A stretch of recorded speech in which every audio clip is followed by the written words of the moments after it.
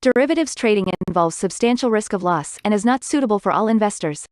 Past performance is not necessarily indicative of future results. So stressful when the world's on fire. Good God. I can't look at this, guys. Like, my strategy is you buy it and you hope that you got a good spot. Yeah, but we all think you're crazy. You don't fight this. No way. The markets are freaking out and you don't think that anything is wrong? Come back tomorrow and I'll lose it all. Should be fun. Good morning, everybody. Well, it is Thursday today. This week is going by a lot. Last week was like the longest week for me, but things are flying by this week. And that's good because market hasn't been doing a whole lot. Let's come over and look at the chart. So, oh, come on. Here we go. So here in the treasuries, you know, we had a little bit of movement, like some breakdown, and then they came storming back up after the auctions and everything. Now this morning we're selling. Oh, excuse me. We're selling off again. Let's see here. Do we have any? We do have the Philly Fed and initial jobless claims coming through here. So maybe let's come back here and just watch this for a second. I'm kind of like not feeling it today because the market has been so tight. Unless like we really get something surprising from the news today, I'm very likely to just sit on my hands.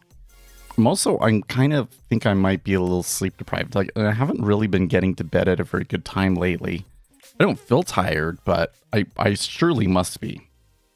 So that also kind of has me. Like when I woke up this morning, I do like my math problems, and I had a problem doing the math problems. So that kind of has me thinking I should probably not take on much risk today. Okay, so we got initial jobless claims 228 versus 240. So once again higher than expected.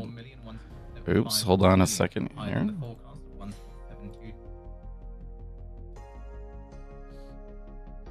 Now the Philly Fed was negative 13.5 versus a negative 10. So worse than expected, but the market is reacting to those jobless claims being better than expected again, and the Treasury's selling off a little bit, increasing a basis point. Anyways, I don't know. It's still within like the week's range. We'll see if they come to like, well, they did kind of bounce off of 08 half. They didn't quite get there, but maybe they'll come down and test it again, and we could get something more interesting to happen today. I don't know.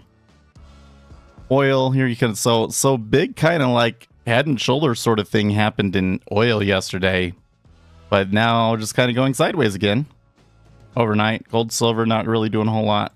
Copper having a jump though, that's good. So that's actually a pretty major change that we should be aware of, and I didn't read any headlines to be like explain why that would be. And you got the dollar rising above 100 again today and spiking off of this news. And you got Bitcoin. They toyed around with 30,000. No big deal. Back above it today.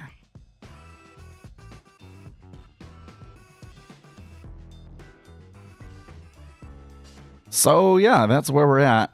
And like I said, I'm not feeling it super strongly. I mean, we're right at 3.8 again. So I've kind of been of the mind of like trying to go long at 3.8, but watch now, because I said that today is going to be like a trend day down and I'm going to miss it. Right. That's usually the way it goes.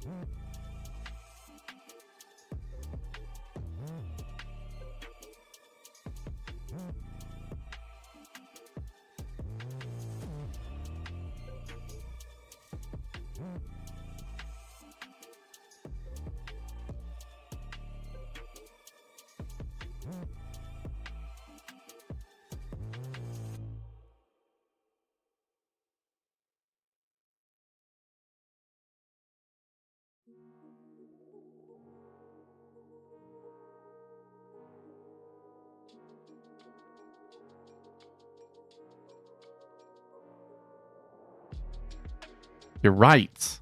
Oh my god, I've been muted this whole fucking time. Don't worry, I didn't say anything useful. You want me to go through the charts again? That might be useful. Okay, here's the charts. Looking in ZN. Okay, well, we did sell off of that non-farm, or off of the jobless claims, rather. But we did not break out of the bottom of the weekly range yet. Maybe we do, and things get toasty again. But I'm not really a fan of this market. It's a slow summer market, and I see little reason to get involved here. Then you come over to ES, kind of going sideways. Oil had a head and shoulders sort of thing going on yesterday, but then in the overnight session, kind of going sideways. Silver and gold, not doing a whole lot. Now, the one surprise here is copper. Copper's up. I don't read any headlines that kind of suggest that why, but copper is up, and that is a good thing because copper's really been struggling lately. And then we come over here.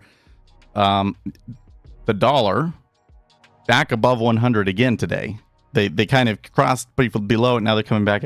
So this is kind of one of those things that you'll see happen is like when a certain level gets singled out by the market as a significant level for whatever reason. In this case, because it is a round number.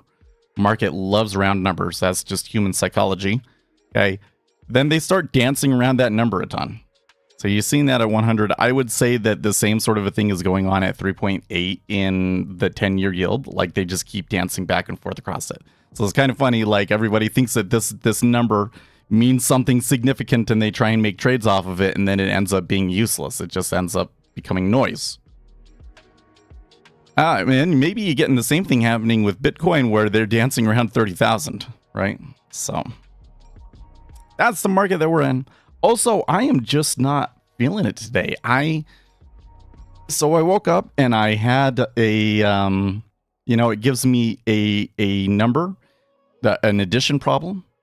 And I think it was like 38 versus 55, right? Which should be 93, right? No, the answer was 63. So it must have been like 28 and 25 or something like that. And it took me a long time. It took me multiple tries to get it for some reason. So I think that I may be a little sleep deprived and not realize it. This is something that will happen to you is like if you're not getting enough sleep long periods in a row, you don't perform as well and you don't realize it. I'm concerned I might be a little bit less active in the market today. Well, they are building some volume at 13 here. So I was just going through here on Twitter. So I saw a couple of comments on here on Twitter that just weren't doing it for me. Like, I understand what the people are trying to say, but doesn't seem like really super useful advice to me. I don't feel like it's really saying a whole lot. So it's just not really... Well, what's this? Everyone knows the Fed's target, but it hasn't been easy historically. If headline inflation really falls to 2% swiftly, with the federal funds rate having only just exceeded it, then this entire incident will look like quite a historical anomaly. Yeah, but the current data kind of suggests that it's not going to be as simple as just, oh, we go back to 2% inflation and then you don't do anything. Like, you just hold the interest rates here and then we stay at 2% inflation forever, and I don't think it's going to happen that way. I don't think it's going to happen that way. Excuse me.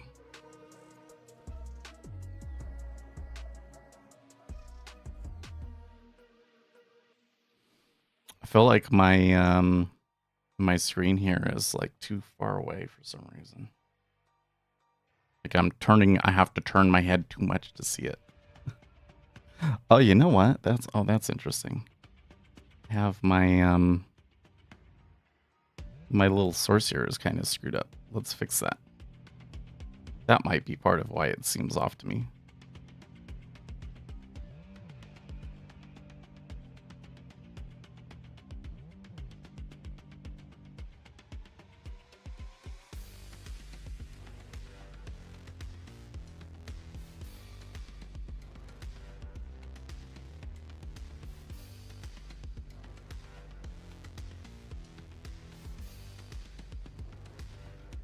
There, that's a little bit better.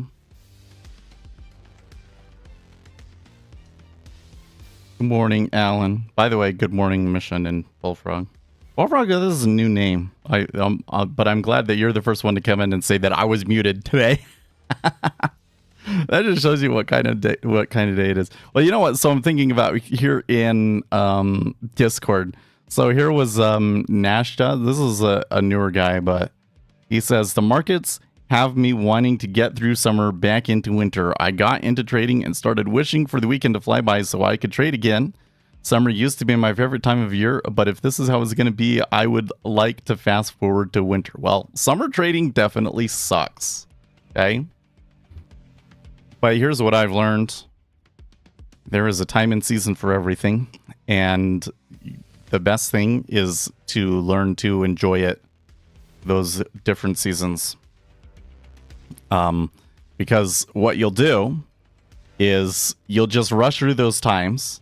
You'll rush through the weekend. You'll rush through the summer, and you don't take the time to take care of yourself and to rejuvenate and to continue building your edge, and you fall behind and then you struggle because you're pushing yourself too fast. Like when you're young and all you do is just think about nothing but trading, it doesn't help your trading. You need to do other things too. Okay, I'm thinking of applying to a firm. Is it a smart choice? Okay, so I think the particular place that you're talking about I have heard of before and is not really it is not something that would give you any kind of yeah. Oh, that's actually... Yeah, because I see stuff that, like, they have a place here in Utah or something, and I see stuff about it all the time. But I don't think that they're like a real proprietary trading firm that, like, oh, you go to Goldman Sachs and they see that you were at Maverick Trading. That's really good. Maybe we would, that's good experience that we would like to have. Probably not. So if you really want to get into the professional trading world, and I mean like the real professional trading world, generally it happens by getting recruited out of college. You go to a university that's a target school, and then they recruit from those target schools. So that's how I would go about it. Identify a couple places you want to work. You'd be like, okay, I would be willing to work for the New York Federal Reserve, Goldman Sachs, JP Morgan, maybe a couple of quant, maybe, Citadel, and then look at, okay, which schools do they recruit from? You can go and find this information online, right? And then you decide which school you want to go to. So you're 18, right? Decide which school you want to go to and then try and get into that school. And hopefully you're 18, you have good grades so you can get into the school that you want, because it might be out of state and it might be. Okay, but now this brings me to the thing that I've been thinking about here this whole time is, Bullfrog, do you live in Utah? Because I think that's a Utah thing. Because if you live in Utah, you should just come over and trade with me. Oh no, it is Florida. Okay. So so whenever I go on like LinkedIn, right, and I search for trading and I see what pops up in Utah, I'll always see Maverick Trading pop up. Yeah. And yeah. I always like that. That's probably a scam. But I've never really looked into it. But now that I see that they have them all over the place, okay. Gotcha. And that reminds me of a story. This was like long. Okay, so before I went, I live in Utah and we're Mormons, so I went on a mission. You go on a mission when you're 19. So when I was Bullfrog's age, when I was 18, 19, I worked for a cyber cafe, basically. I worked for a cyber cafe. These guys, they put together a great business. I think that they kind of got it to where it was okay. Like it was, it was making money, but it wasn't making enough money for them to continually upgrade the hardware. So eventually it got to the point where they had to shut it down. But it was still cool. We had fun during those times, and all sorts of weird people would come in. And there's this one guy that came in, and mind you, this was like 2003. Okay. So this one guy comes in and he tells me about this trading arcade that they used to have in Salt Lake. So a trading arcade is essentially like a proprietary trading firm of sorts, except for that you trade your own money. You're trading your own money, and they're just providing you like the computer and the equipment. Because back then, to get like a nice enough internet connection and everything else that you needed to be able to trade, and to get that at home was kind of difficult. So, that you'd make an arcade instead, and you'd have a business where you could day trade, which I tell you what would be awesome. I don't think it really makes much sense these days. I don't think very many people would go and do it, but there sure would be some serious advantages to it if you had other people around you that you could actively talk to, like sitting there with you physically. Anyways, so he told me all about how he had made millions of dollars from this trading, and then he lost it all in one day. He had made millions of dollars trading during the 2000 boom, and then when it went bust, he lost all of it. And that was like my first exposure to trading. So I didn't get into trading until 2008. Then I was like, well, this appears to be an important thing. I should learn about it. And then when I started learning about it, I realized that I loved that. So I kind of switched everything to that. But that was kind of like my introduction. That was like, I think this is why I've always been watching out for this thing, which is like, you know what, you're going to see a lot of people that appear to be making money and appear to be profitable, and then in the end they bust and they lose it all. Because really what's happening is they didn't have an edge. They were just going long and being aggressive during a bull market. And in a bull market, it seems like everybody's making money. And then when the bear market comes, the best traders are just breaking even. And, making money, it's hard to come by. And that's when all your strategies fail and you realize that you didn't really actually have anything. So, yeah, you reminded me of that. You know what was another interesting thing? The other interesting story that happened to me when I worked at that cyber cafe was this guy came in and he was like, "Oh, this place is so cool. You know, so he's like, my name is this. What's your name?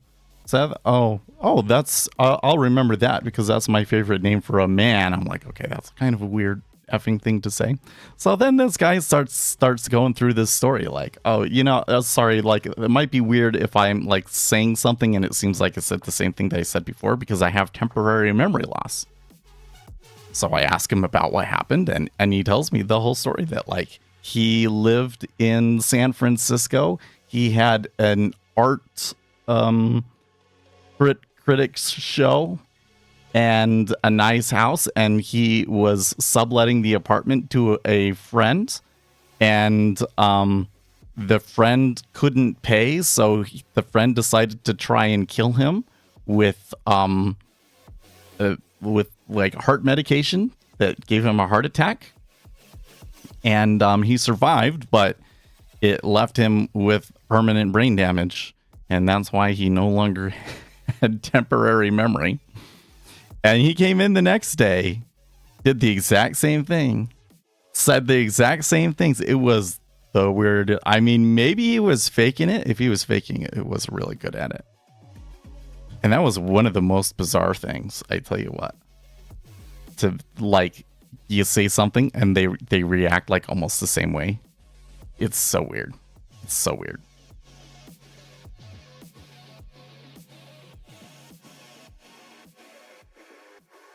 I was listening in the background and I said, "What's going on?"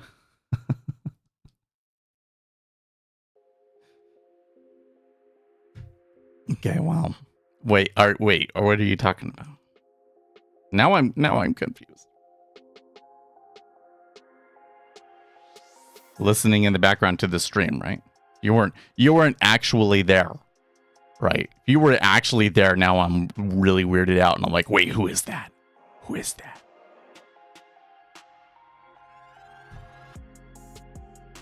There are some cool people that they used to come to that arcade that like I went on my mission and came back and I never saw them again. I remember there was this one guy that he basically rented a seat so that because he did nothing but play Counter-Strike. He just played Counter-Strike all effing day. I hope that guy eventually went pro because he sure played it a lot. That's what I think he was going for. Way back in 2003.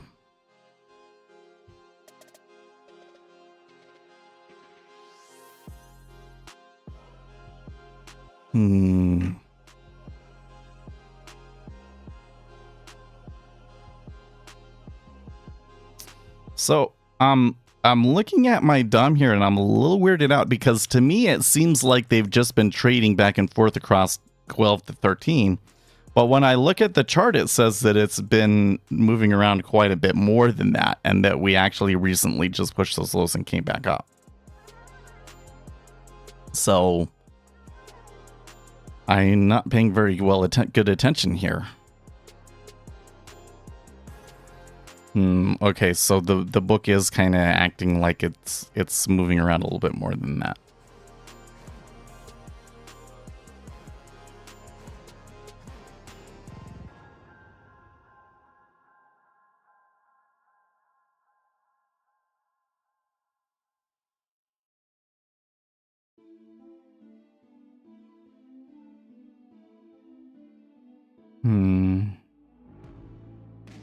So one of the things that happened this week that's really flown under the radar is that apparently the Deltec Bank, which is the bank that at least for a time or at one point was holding the money for Tether, was basically raided over some issue. And I haven't heard anything about it.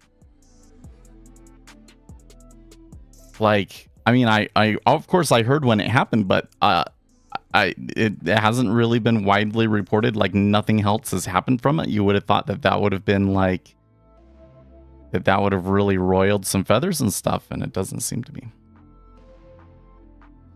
By the way, how is the volume here? I'm kind of been looking, and I think that we're probably just a tad hot.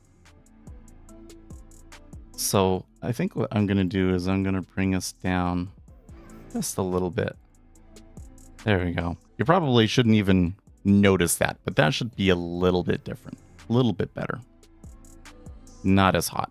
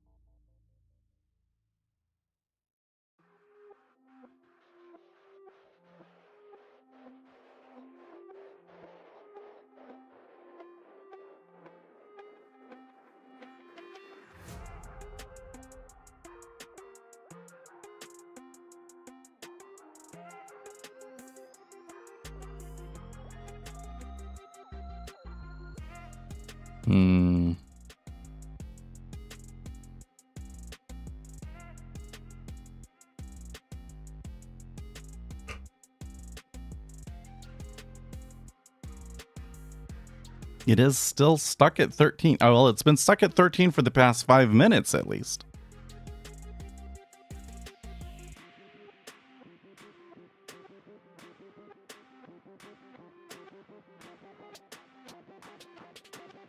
You are 5 minutes late to what? To saying that it's stuck?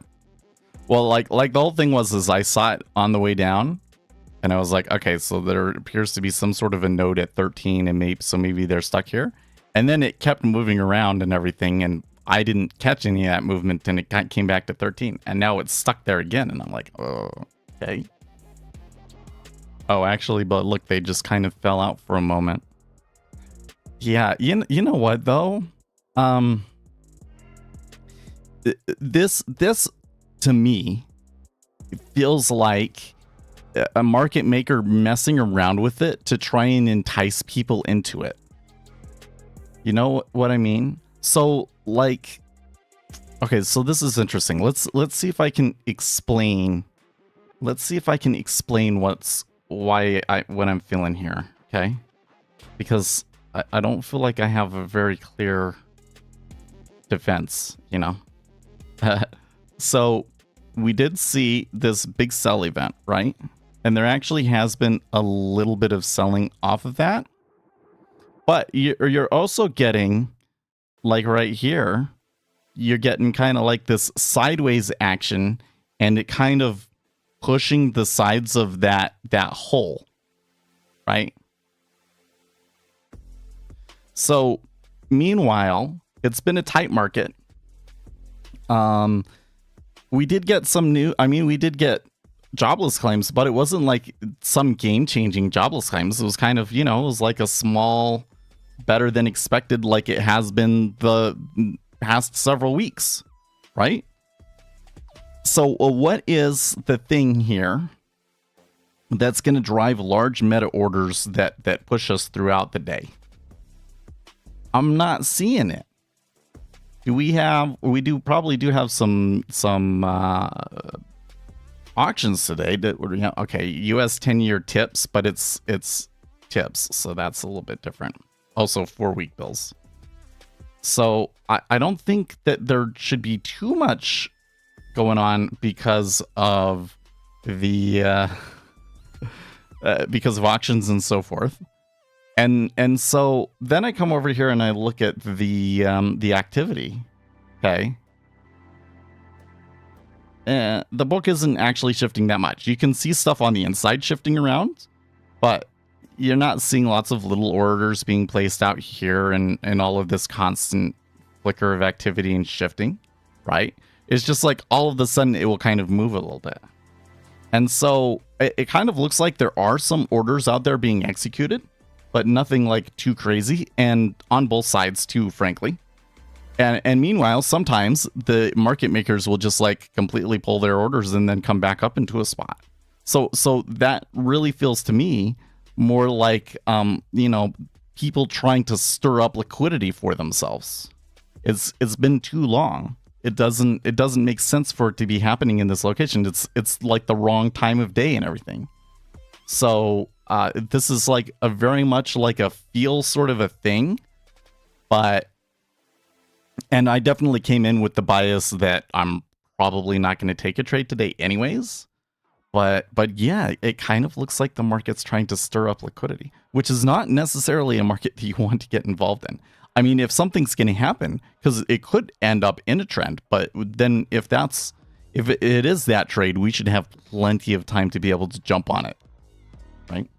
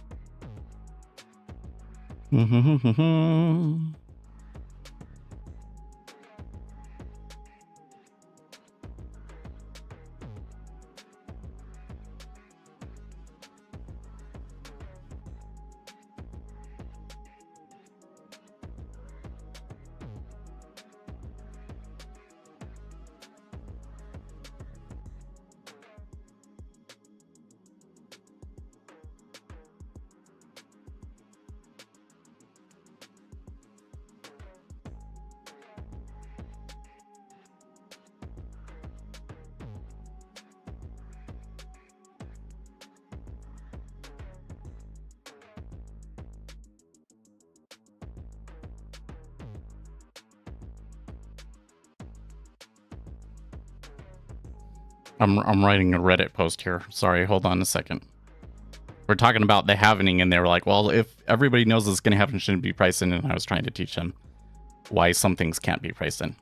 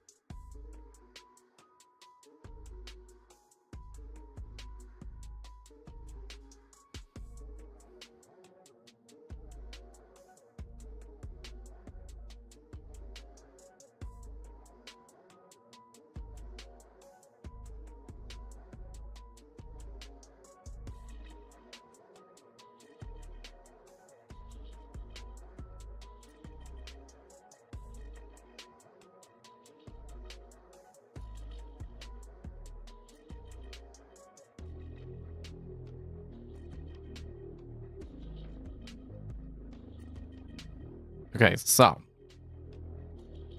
we are still, well, we're kind of at the lower end of that range. It's maybe kind of hinting that it wants to go for a new low. I did see through this area there was some pretty consistent selling. So I think we maybe need to hang on with this short bias.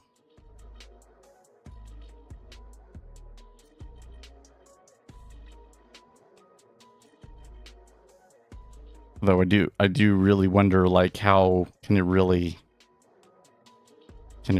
like continue through that and get to like 385, for instance, today? That's actually like a lot of overnight volatility if that's what we end up doing, right? Well, not overnight, but let's say day-to-day volatility. You're still changing like 10 basis points in a day. It's a lot, right?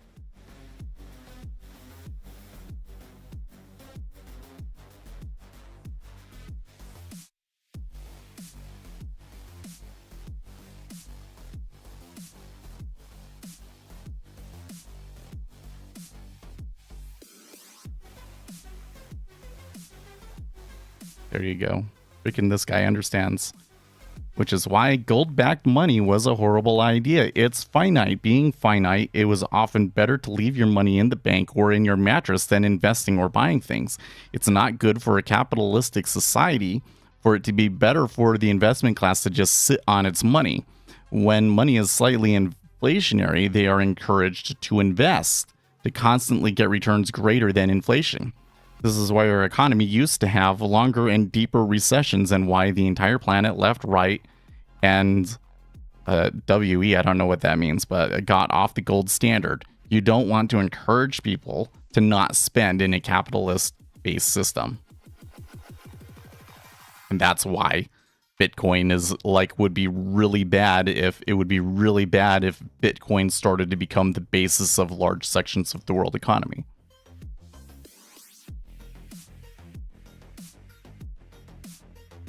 Okay, so I'm seeing a little bit of a move here in the dollar, and the treasuries are moving with it. And the S&P 500 is falling. Let me come in here.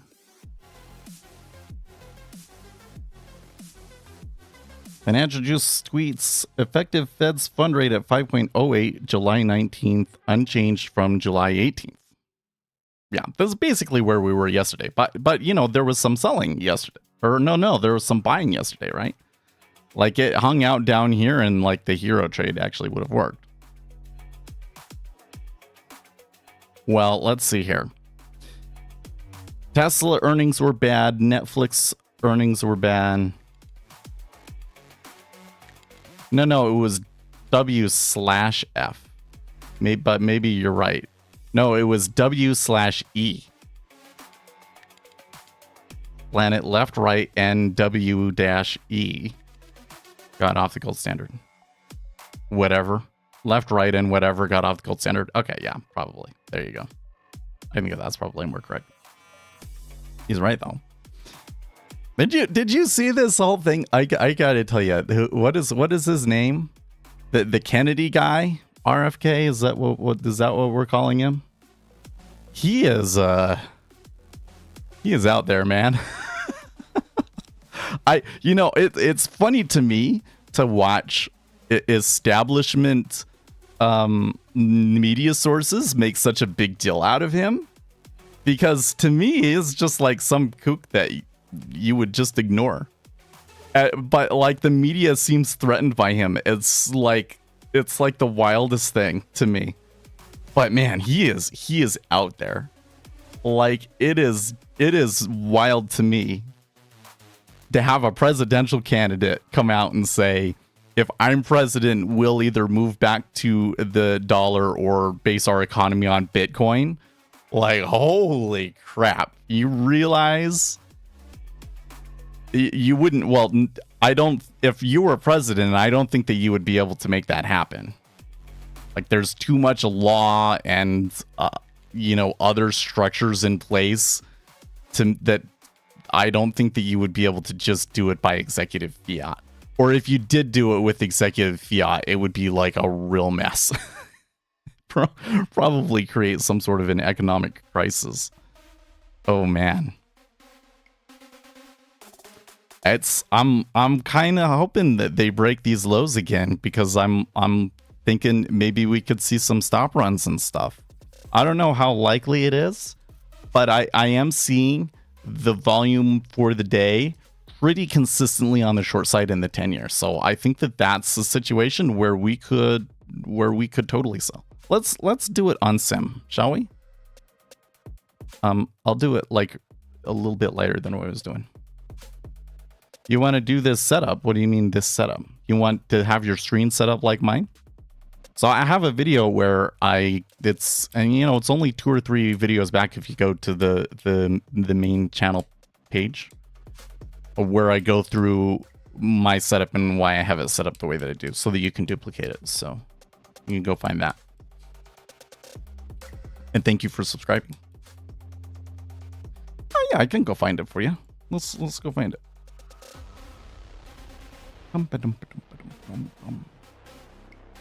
Oh, well, so I'm using Jigsaw. So if you look in the video description, I have an affiliate link for Jigsaw. Your channel. Okay, and then you come to videos and day trading workspace walkthrough. And then I can share the link right here. Copy. Close this window. Paste it for you over here in chat. So yeah, but if you're new, check out the links in the video description, because I don't just put, I know a lot of people, they're like, they put everything that they can in their video description, just kind of throwing stuff at the wall to see if they can, something sticks and people are actually interested in it. The stuff that I have in my video description are the services that I use and I believe will be the most useful for you in trading. So that's the software that I use, Jigsaw Day Trader, that I use to execute. The New Squawk that I use, Financial Juice. And then I have some links to like my indicators on my website, NinjaTrader 8 indicators and stuff like that. So definitely check out the links. Dun, dun, dun, dun, dun, dun. I kind of wonder, because lately I've been seeing a lot of people use that Jigsaw link, and I'm like, so have I done a good job? Like I tried to set up all of these videos and everything so that somebody that was new coming in would have a playlist to just go through and binge watch and, be able to get started. But like only recently this year have I really started to see people use it. So I'm like, what changed? Are just more people interested in order flow trading than they were in 2020? I guess. I mean, I do see a lot of people are starting to struggle with the price action things lately, so maybe that could be. Walter, you broke the screen? Yeah, I saw this TikTok the other day that were like, here, the difference between rich people and poor people is that rich people don't have a case for their phone. And I'm like, that's bullshit. That's everybody has it. I very rarely do you see people that don't have some sort of a case for their phone. Probably people after they learn they start using order flow. Volatility is dreadful in Eurex markets. Yeah, I mean, it is a summer market for sure, guys. For sure, it is a summer market. Well, they were kind of like acting like they were going to push down to lows, and then they kind of got stuck and started going sideways again. So what I'm doing here is probably not a good idea.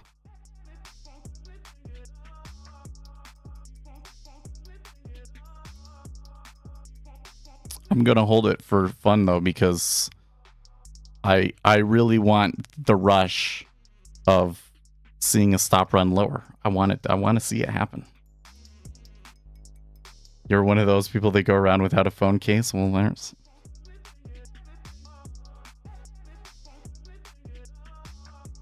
Like to me, it's not just the phone. It's like it's hard to hold the phone without the phone. So I got this one. It's got like these grooves on the side of it, right? When you take it out of the phone case, it's just not. It's like, well, I guess it's kind of slick and so your hand, but it just doesn't feel as good. I don't like the. I should probably take it out and clean it more often because you can kind of see these lines on the side where it's been like rubbing against the case, where dirt has gotten into the case and it's rubbing against the case. I do need a new screen protector, though. It's starting to get a little icky on the outsides.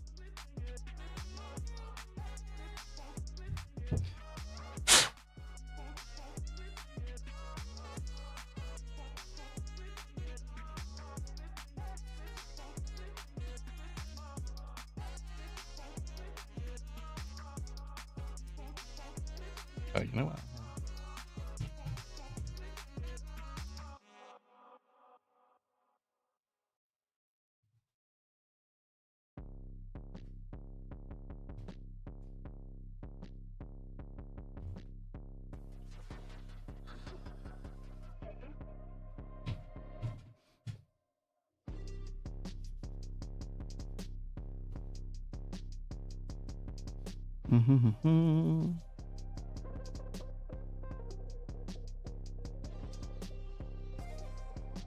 I hear most people in the US have iPhones. No, it's I think that iPhone does have a slight edge right now, but it's pretty close.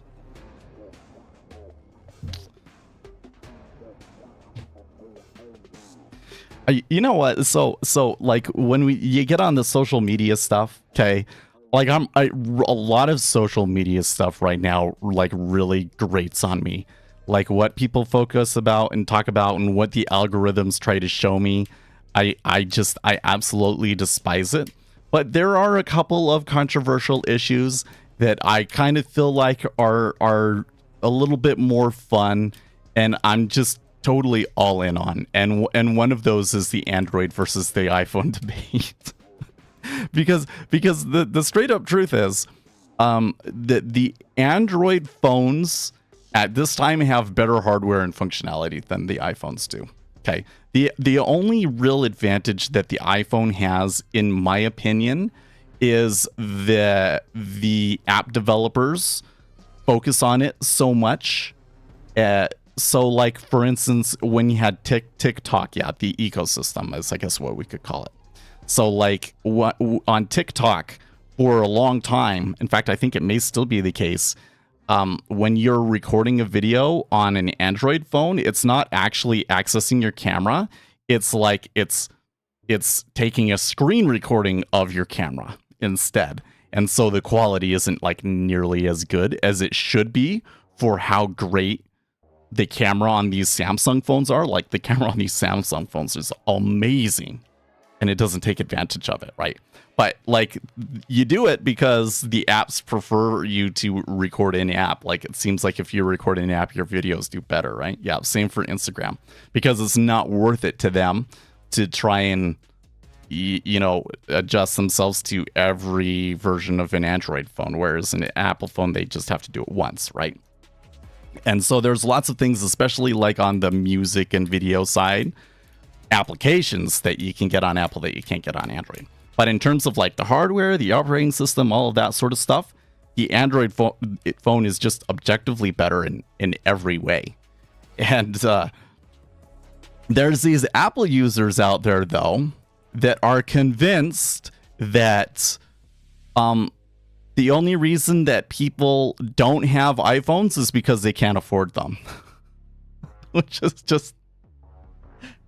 It's just like the most ridiculous, hilarious thing to me, right? Like when I hear somebody, because there are girls, I've met girls like that are like, there's something wrong with you if you don't have an iPhone. I don't know if I want to talk to you anymore because you have the wrong color bubble. Like that to me is just like a dead giveaway that you're not computer literate, right? So I love it when they get into that one. So yeah, sounds moronic. There are seriously, actually a surprising contingent of people out there that believe that. It just shows you when you get in with mass media and everything, it really is easy to manipulate people. This is why, this is something that really bothers me. Okay. It's something that really bothers me because it has to do with myself, and like my own attitude and approach to the world, right? Because I want to come out here and I want to build society up. I want to leave the world better than I found it, etc., etc., etc., right? And what I continuously find is that I can go out there on social media and I can explain things to people. The one that I think is I've kind of pushed back against the most since COVID is the whole greedflation idea, right? Because there's this weird conflation between cause and effect. Okay, like here's what happens: you increase the amount of money in the supply increase the amount of money supply in the economy, you're going to tend to see an inflation. And the way that you're going to see that inflation is people will have more money to spend, and so companies will raise their prices to take advantage of that. And as a result, you will see companies start to make more money, margins will increase for them, etc., etc., etc. Okay. So when this happened and it was like, okay, companies are more profitable, they said, see, that's greedflation. It's the greed that's causing the inflation, not the money supply. No. It's all about cause and effect. If I went back in time and I said, hey, I'm from the future, here's what happened, don't do that third and fourth stimulus bill, it ended up being really bad for our country, okay, and they didn't do it, then we wouldn't have gotten the inflation, okay? If instead I went back in time and I said, hey guys, companies start raising prices and we get this greedflation stuff, and so you need to not do it, right? Nothing would change. I tell you why. Because every incentive in the system is basically set up for you to increase prices. Because if you're a company and that money supply is out there, okay, and you don't increase prices, you will just run out of inventory. So at some point you are forced to, either raise your prices, or because if you have no inventory, right, nobody comes to your store, that can like kill you, right?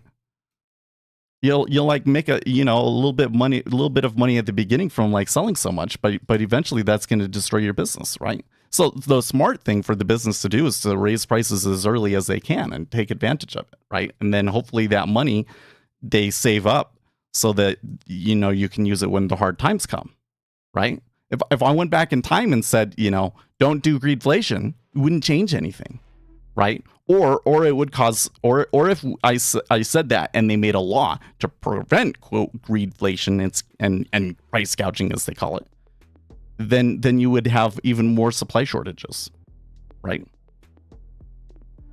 Would maybe even made inflation worse to some extent, right? So I push back against this all the time on TikTok and all these other places.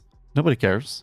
I just it's like you're fighting against this horde, and every little argument that you can shoot down, every piece of information that you can give people, it doesn't do jack squat.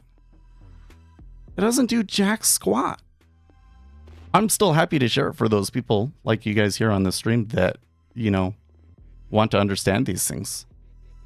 But, it's kind of turned me off from making content like that because it doesn't go anywhere. I don't know if it's like something, fundamental about my style of content. People don't want to hear it from me, or if it's like being throttled, or if it's just that's what we did. Florida votes to make minimum wage $15 an hour by 2026. A few years back, we immediately raised prices and push every employee not above 15 to an hour to 15 an hour. So we're ahead of the game. Yeah.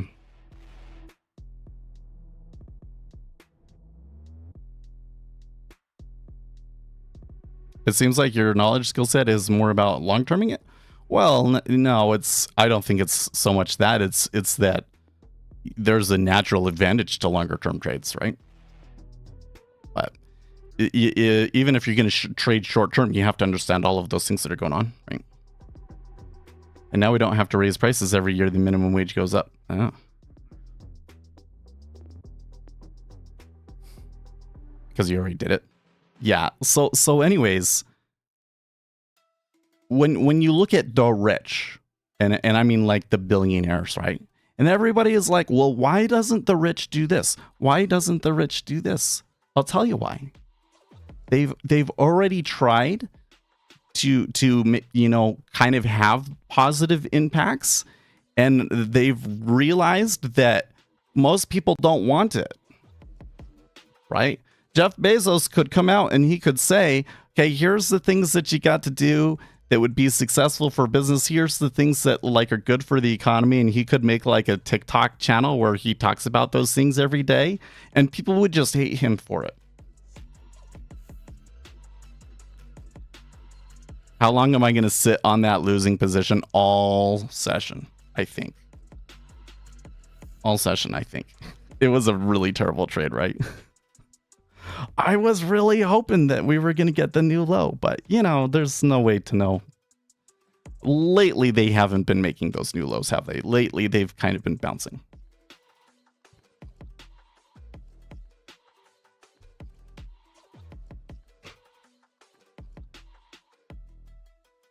No, I think it is a sim trade.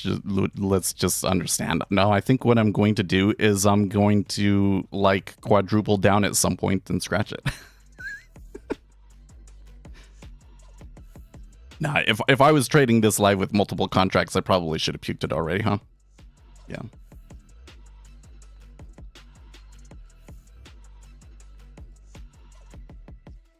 I know I wouldn't tell you to lose the real money on purpose. Right. Well, I came in this morning. So like I said, this morning, I have an alarm that asks me a math question. And so like this morning, it was like 25 plus 38. And so what I should be doing is I should be saying, okay, 5 plus 8 is 13. So it's 63. But I had a hard time doing the problem for some reason. So that says to me that I'm not the top of my game right now.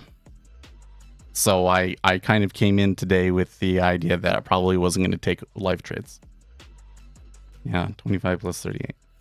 So do you guys know how to do math the wrong way? I really love this. There's this guy on YouTube that teaches it. So if you do 25 plus 38, so what did they teach you to do in school? They teach you to add these two together, right? 5 plus 8 is 13. And then 2 plus 3 is 5 plus 1 is 6, 63, right? Okay. The problem with that, if you want to do math fast, is that we read left to right. We think left to right, and you're forcing to go backwards. So I have to go backwards and then retranslate it in my mind and go back through it forwards. It's not as fast. It's not as fast as just saying 25 plus 38 is 5, 3, 1, 63.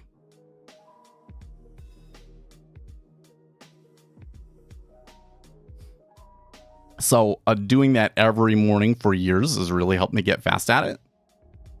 If I get the answer wrong, there's something, I didn't sleep well enough that night or something. And I think I didn't sleep well enough last night. Anyways, you got me off track. I didn't make the big point that I was trying to make, right? I can see why so many people in the upper class just kind of say, screw it.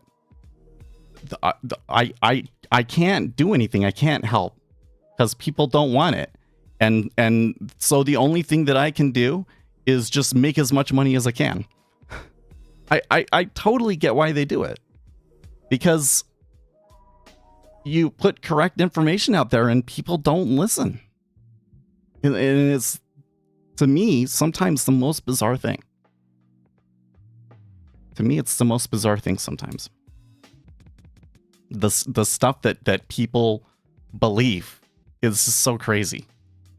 Like I said, it's so easy to manipulate people with modern media. It's scary that you can have this whole group of people that think that if you have an Android phone that you're in a lower class of people. It's the most retarded, ridiculous, it couldn't be further from the truth. But there's this huge group of people that believe it because of Apple's marketing. And there's nothing that you could ever do or say to change their mind about it, too. That's the real crazy thing about it, is that they stick with it. They stick with it. Why are people like this? Oh my gosh, one of my daughters is particularly stubborn. One of my stepdaughters is particularly stubborn about this. So they're playing Guitar Hero. They pulled out the Guitar Hero and they're having a Guitar Hero binge. Okay. And she wants to hold the guitar like this.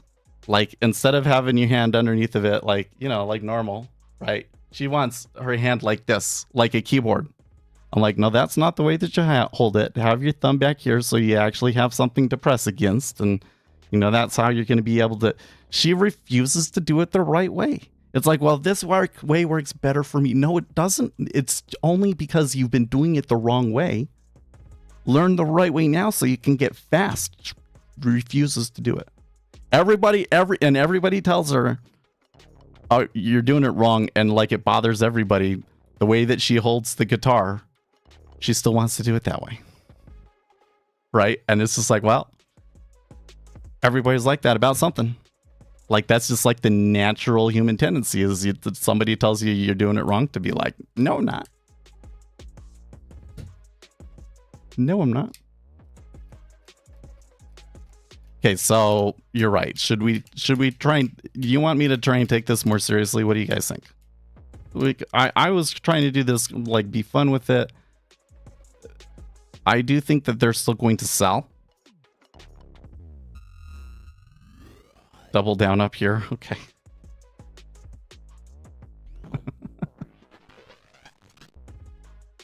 Let's see here. What are we at? 6.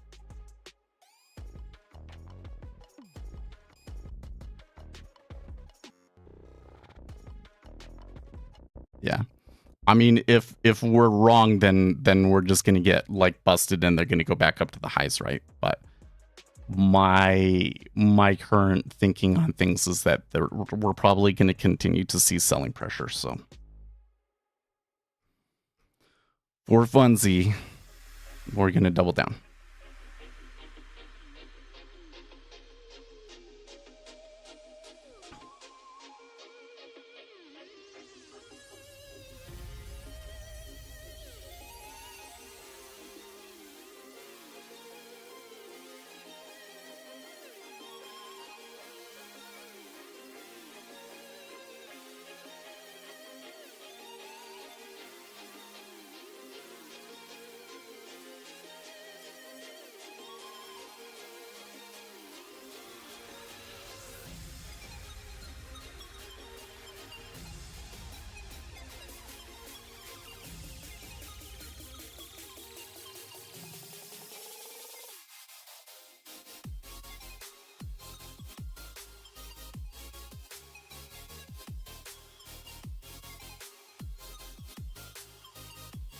Okay, so that last contract didn't get filled. They did tick down a little bit.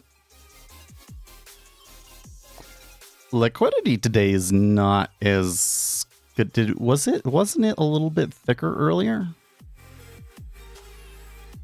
Okay, we're around the E. Oh, okay, so yeah. Oh man, the E-mini just shoots up there again.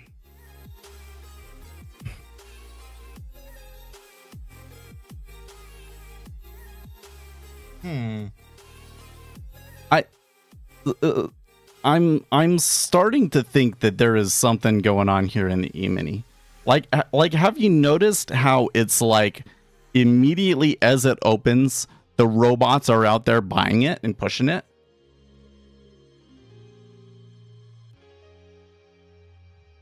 So I wonder what sort of algorithmic interplay is going on here. Especially since, you know, there was a couple, like there were some earnings and things like that that weren't very good, right?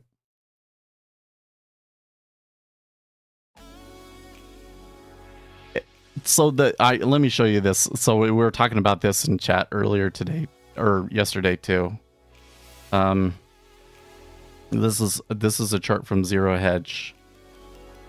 There's this global liquidity proxy basically showing the amount of money being pumped into the global economy when you add everything together, right? And then you have the S&P 500. And for the longest time, these things are very much in line with each other. I mean, you can go back even before 2020 and you can see this effect, right? Although I think that you would probably have to like rescale things, okay? But they've kind of shifted the charts so that they kind of overlap on top of each other so that you can see this clear divergence. And everybody in the market can see it, right? Because everybody's been going short and expecting that the market's not going to do very well, etc. Why? Because they're tightening down on the global liquidity, right? So everybody can see it. But it's this divergence, right? And like, what's going on? Because the thing that is startling to me isn't that they've diverged a little bit, but how long they've been diverging for, right? Like, I remember when it was up here, like at the peaks, and it was like the liquidity was coming out, and we're like, yeah, this market's probably going to run out of steam eventually. And, you know, it took a couple of months, but it eventually happened. This one, it's been going on all year. So it's like, did something change? Or like, how is the market defying gravity here? Right? You're welcome.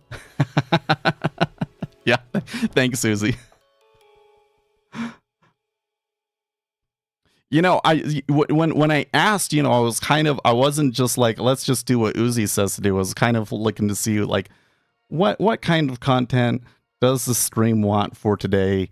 Do we want to kind of try and be a little bit more serious about it, you know? And I just kind of assumed that Uzi spoke for everybody. So obviously he did, right? And he was, you know, we did the right thing. Not sure that I would hope for lower lows. Yeah, well, so I think that 112.10 order is okay. Like if I'm going to go for lower lows, I only want one contract on, right? Actually, no, let's take it off where it is right now. That way, if we don't get what we want, I have plenty of room, right? No cut spot right now. Well, there is a little bit more level 2 activity going on though, right? Like the market does seem to be roiled a little bit by us coming back down. So like the thing is that if we were seeing, like we've seen these kinds of push down early on in the session and then eventually it reverses and it just goes higher and higher and higher. We've seen that a lot in the treasuries, right? But when it does that, it comes up to that swing, it breaks that swing, teeny tiny little pullback maybe, and it just keeps going, right? This one, it's almost come back down to the last swing low. That's a lot bigger of a pullback. So this is definitely not the same market, right? Okay. My average position isn't quite as nice as I would like it, but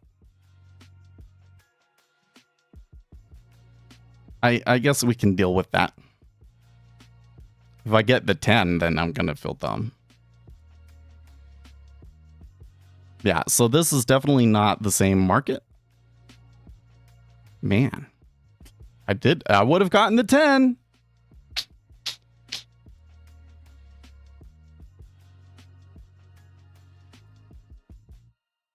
I did it because I thought, well, maybe this swing is already over.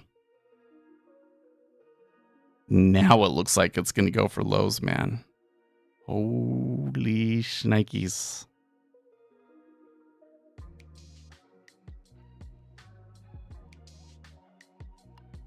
They didn't break it yet, but it sure came down there quickly, didn't it? This is pretty likely that it does go. Let's see if we can get the level break set up here.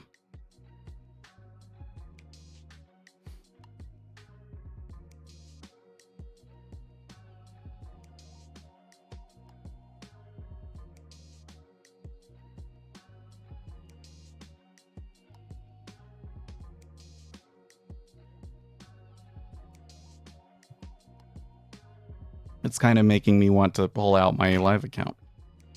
Okay, we didn't get the level break set up, but we did get filled. Do it again.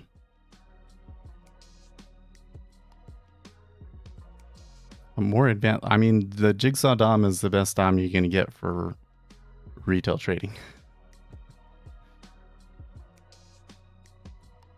You know, like when you talk about a more advanced DOM, it would just be like algorithms to assist you, iceberg orders, ability to place iceberg orders, that sort of a thing. Now I'm really starting to see an increase in activity.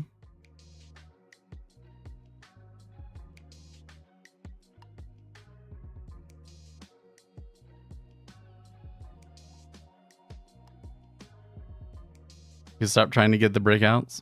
Well, so it's not, the setup isn't really happening. I mean, it may well go to new lows, but it's not doing the setup right. Because what I want to see is I want to see like 3,000 contracts absorb at 09.5, and it's not doing that. It kind of pulls up, it kind of comes up, but it's never more than like 1,000 contracts.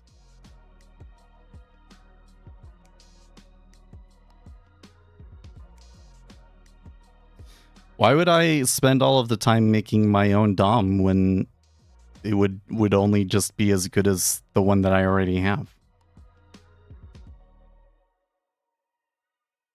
I used to not always get filled on full side, so I either end up chasing it, or and with market orders I get in straight away. In this trade that I'm doing right here, you only do it when you think that the market is strongly trending, right?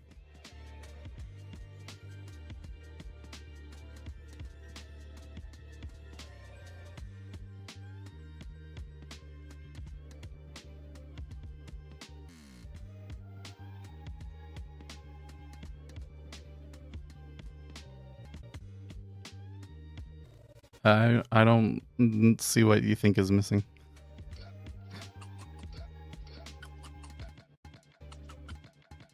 Well, I made my own platform. It would be so that it was better suited for machine learning programming. That's the main thing I think is missing from platforms. There's a couple of other things, but they don't really have to do with the DOM. Kind of more wider platform specific issues. You'd make a boatload of money. Well, you know what I should do is I should put $1,000 into advertising my Ninja Trader indicators, and because I have like the Pro Essentials toolkit, right? I have a set of tools that I really frankly I don't understand how people trade without them, and like every Ninja Trader user could use them, right? But I don't like advertise it or push it very much. But I could probably get a lot more sales on that than I do. And I guess it's just because I'm too lazy. But I mean, I guess the thing that I would do is, you know, put a few $100s into to advertising for it. Sure. Although I think it would be hard because I'm going to bet that you have to pay quite a bit for competition for that, because I would want to target Ninja Trader, right? But like the term would be people interested in Ninja Trader, right? There's a couple of other indicator packages out there that's spending money on that advertising, right? So it would be hard to get the views.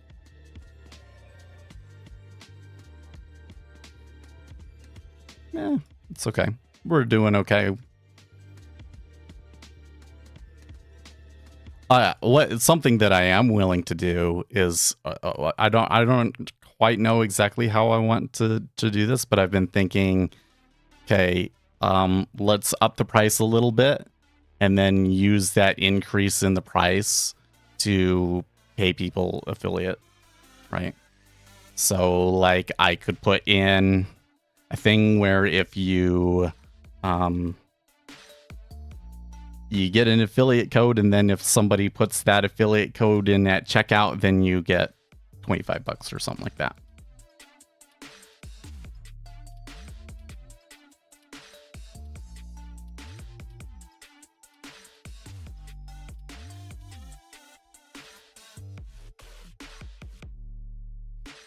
Would make sense. Like 125 would be a reasonable price, and I can have a before price increase sale, right? Get it now, because at the beginning of September the price is going to go up to 125.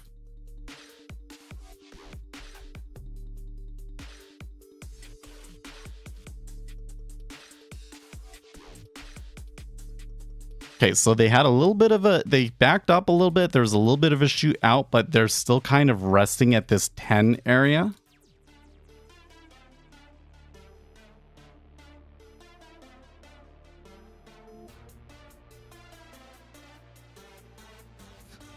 Make it for Sierra. I could make it for Sierra too. It's not a bad idea. I'm kind of stuck in an area where you know, I just don't have enough time to do everything that I want to do, unfortunately. And little children take up a large chunk of that energy. It's going to be interesting. So this kind of weird thing happened today. I got out of the shower and my wife was in the bathroom and said, I can't sleep, so I'm going to go out and weed. Which is good because it's been too hot to go out there. She hasn't done any of that for a while, and she likes doing that. And she's trying to be more active. She has thyroid problems, so it's kind of hard for her to like get energy, lose weight, things like that. So it'd be a good thing for her, right? But I don't know why she couldn't go back to sleep, because normally she was like able to sleep in until like 8 o'clock, and like nothing changed yesterday. We didn't go to bed early or anything like that. So it's kind of weird. But I'm kind of wondering now, okay, so if you wake up early and you get all of those things done like before the other kids even wake up, then how does that shift the rest of the day? Do you want to go to bed a little bit earlier? And then does that help me to where I can maybe do some of my stuff a little bit better? Because often what happens is like when I have my free time in the evening, I'm watching the kids so that she can get other things done, right? Too bad few people use Sierra. They get scared by the UI and the fact that in order to use it, you probably might need to, well, I don't think that that's the reason. So number one, I think that Sierra is more popular potentially. It seems like among my viewers that there's probably as many viewers using Jigsaw as there are Sierra charts. But I think it goes a little deeper than that. Like the thing that I don't like about Sierra charts is that they don't come up with any of their own stuff, right? Everything that's on that platform was basically stolen from somebody else and shoved in there. That's why the UI is so confusing, is because they're just trying to stick things in wherever they possibly can. And there's not any kind of unifying philosophy about how to approach it, like there is in NinjaTrader. That's why in NinjaTrader, the interface is so clean and the settings are so easy to get to, because the guys at NinjaTrader, thought things through and are like, we're traders. This is how we want the workflow of our platform to be, right? So that kind of shows, because when you're picking a platform, right, you're choosing to support an ecosystem for potentially years, right? So how the developer chooses to update things and approach things is important, right?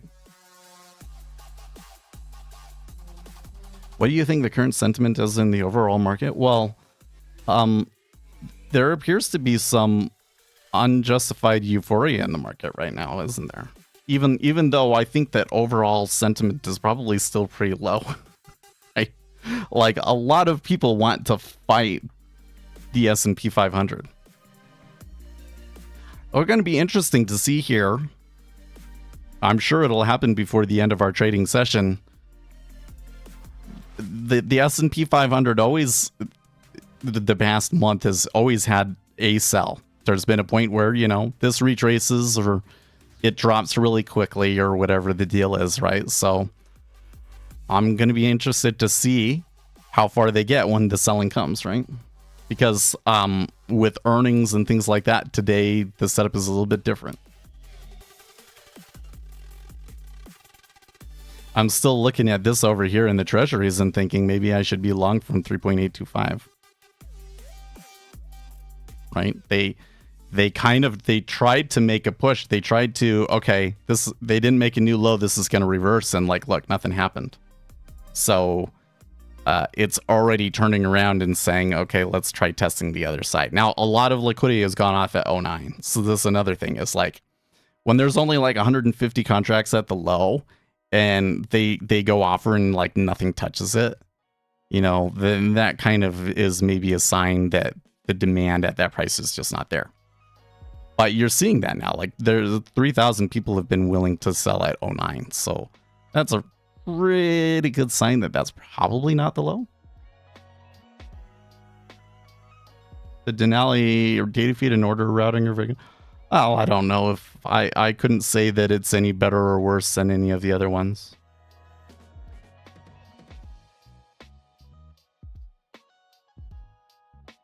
I've been away from the market for 2 months and I've lost that flow of thought. Not sure. Okay, so let me catch you up. Okay, when you left, market sentiment was at some of the worst it's ever been. Everybody just wanted to sell, right? And all of the economic numbers that we were getting, especially manufacturing, were saying we're moving into a recession. And what has happened since then is that the data says that we're not moving into a recession. GDP was better than expected, and unemployment is better than expected, and all of these sorts of things. And so all of these people were short and have been forced to cover, and so we've had this massive rally for quite some time now that is very much driven by short covering, right? So now we're to this point where people still think that because of global liquidity and the delayed effects of interest rates and so forth, that markets probably will start to struggle. But the shorts just keep getting squeezed to the point where it's kind of starting to get a little zany in the S&P 500. On the open, the algorithms just buy it up 10 points every time.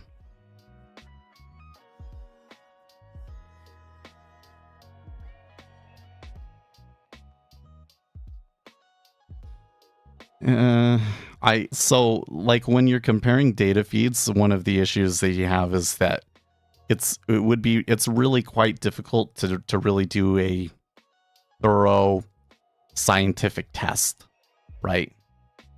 But that just kind of tells you that that a lot of those things that people talk about in data feeds maybe don't actually matter, right? Unless you're algorithmic trading, and then you could show it, because you could show in your orders like the latency or something like that, right? What about the interest rate markets? Why are rates still rising on deflationary numbers? Well, so which deflationary numbers? Because what it seems to me is that the leading indicators, particularly manufacturing PMI, look deflationary, but the other numbers do not. Particularly employment, like you're not seeing that follow through into employment. In employment, it's things like it there's still pressure, you know, when you look at that. And that's where I think it kind of gets weird, is that it's like, oh, okay, the economy is doing well. And then it's like, well, okay, if the economy is doing so well, then why is it that they're only going to do 1 or 2 more rate increases, right? Because if everything is really as hunky-dory, then it's just going to keep going up, and they're just going to have to keep raising interest rates until it's, you know? Something somewhere is amiss, and I don't know when it's going to kind of come back in line, but I think eventually it will. I personally think that means that you're going to see the markets fall in September and October, but we'll see. That's a long ways off. I wouldn't necessarily hold me to it, because our ability to see that far in advance, especially in the current situation, is quite limited, right?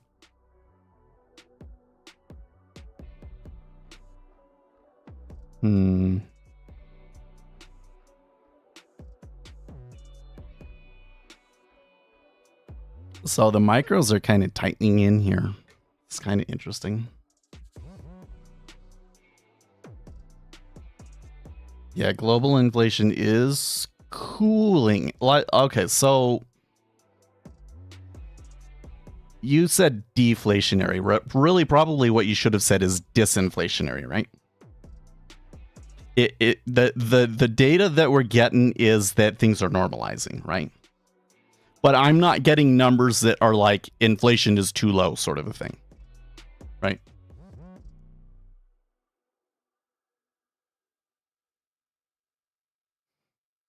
But it's not just activity. Like, let's see here. Retail sales was better than expected, right? Like, there's just a number of things where that's why I was saying it. Like, there's your leading indicators, right? Which are like the first signs that you get earliest, especially like the manufacturing PMIs and stuff, right? That are at the very beginning, right? And those kind of all suggest that we're moving into a recession. But then what happens is by the time we get to kind of some of the more should I call it coincident indicators, the things that are kind of like, okay, this is what the actual reality was, like GDP, and then we say, oh, that weakness that we saw in the leading indicators did not follow through into actual real weakness, right?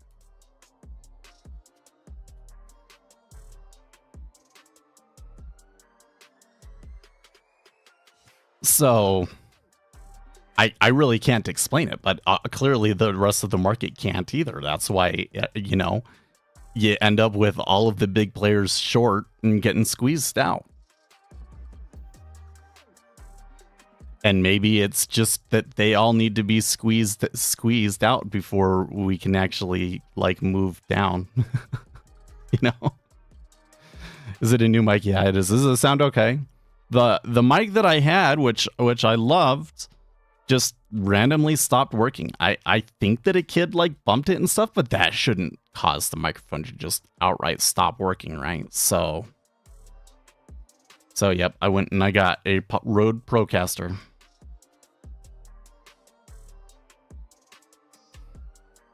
Now it kind of has me thinking I should go and get the Rode interface, because I don't have a mute button. I want a mute button. They do have one. So this comes back to this other thing, which is like, I'm doing 4K 30. So like what I see on my camera, what I see on my little screen on the side is way smoother than what I'm seeing here in OBS. What I see in OBS looks kind of choppy. So I don't know if, and it wasn't always like this either. So I'm kind of wondering if my cam link is going. Maybe I should switch it back to using the USB. The problem with that was that the charge doesn't last as long. But I suppose I could switch it back over to doing that. Oh, plus I don't get as good of a resolution for doing things like, if I want to crop it video later or something like that. So then the thought is, well, if it's just that interface, then I could go and get the new Rode one that has an interface built into it. But I don't really have to do anything right now, so I won't.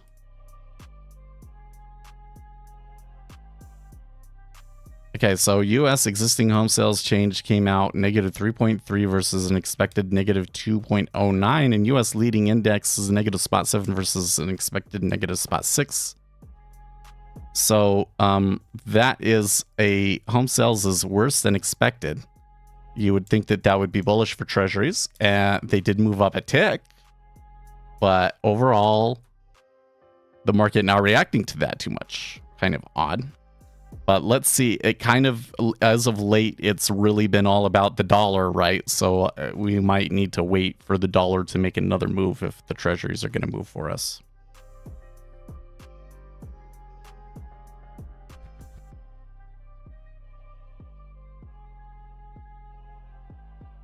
I could set up a mute hotkey. Well, it's just as easy for me to come over and click the button.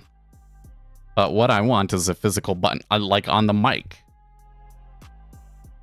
Because I will realize that the microphone is muted if I'm not hearing it in my headphones, right?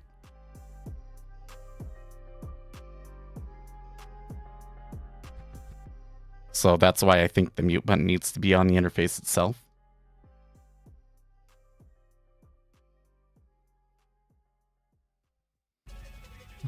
Let's see. So they have there's the Procaster, which is like 4 lines. And then they have the Procaster Duo or something like that. That's a new one that only has 2 lines. And that would work because I do want to keep it with 2 lines, even though I never use the second one, but I still want to have them. But then there's this other one that it has 1 line and it has the video. So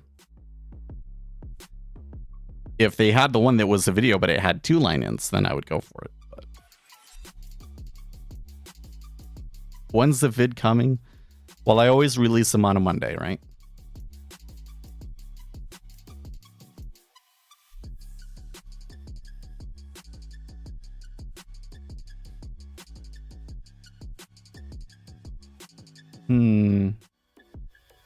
Well, we've been sitting down here for a while, so you're kind of starting to see buyers try and dig it out. They seem to be having a hard time, though. There is a little bit more liquidity on the outside edges here now at the 10 and the 11.5, which is a little weird. We just kind of have to sit and wait it out. Yeah, I think a rise in August with a downturn in September. Yeah, I mean, I think August will probably be relatively quiet. Just because August, that's the way August tends to be.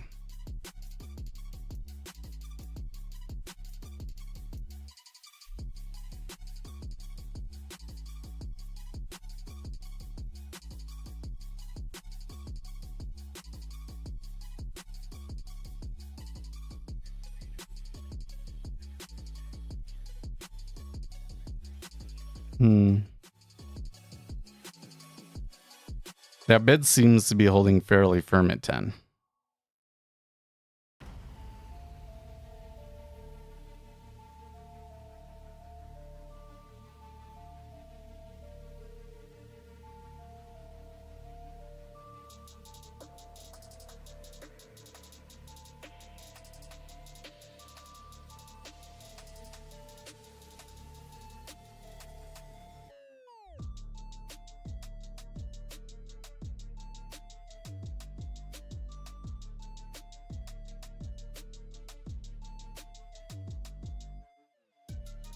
Oh man, yeah. So did you guys see this story? Over just a few months, ChatGPT went from accurately answering simple math problems 98% of the time to just 2% of the time, study finds.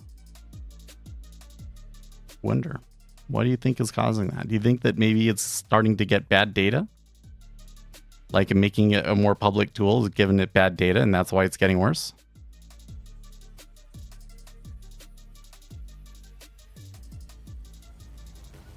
Equity in AI makes it dumber. Well, the AI boom has been a key driver of this market, hasn't it?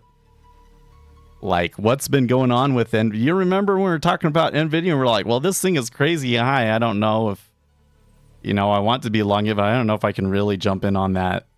And then like the really crazy up move happened. It's zany stuff, man.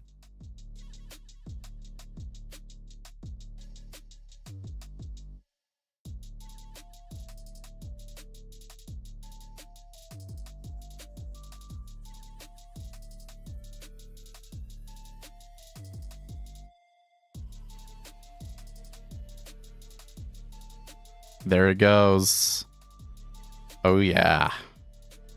Oh yeah, that was good. That was good stuff. You see the dollar just shoot up there.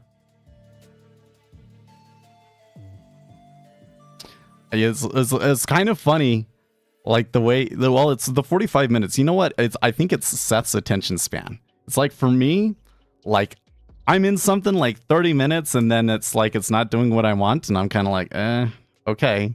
But like it takes 45 minutes.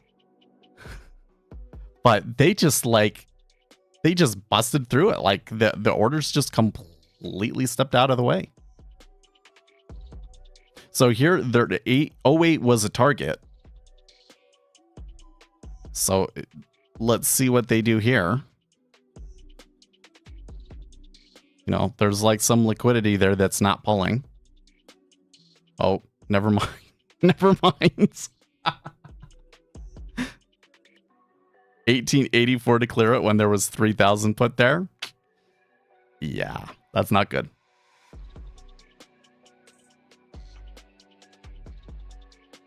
I kind of forgot about it because I had pulled my account out like thinking about, if I could get 3825, I might get it. It's like way too late now. Of course, I say that 835 might not be terrible with the way this is going, because you're getting like a real. Okay, so yeah, like when you look at this, we're right at what was kind of a support area of sorts. We start getting into these single prints down here, like all the way at a 111.20 half, for instance, is kind of like the real next support area, I guess you could call it. That's like way far away, but like the next major benchmark that we have is maybe 02 half.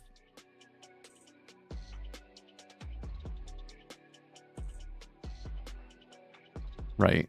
So if I thought we were going to make it 02 half, I guess I probably could have taken 3835. I don't know. I've missed a lot of moves this week, haven't I? It's okay. Okay, well, because I'm seeing a little bit of volume here, I will take off some contracts on my sim.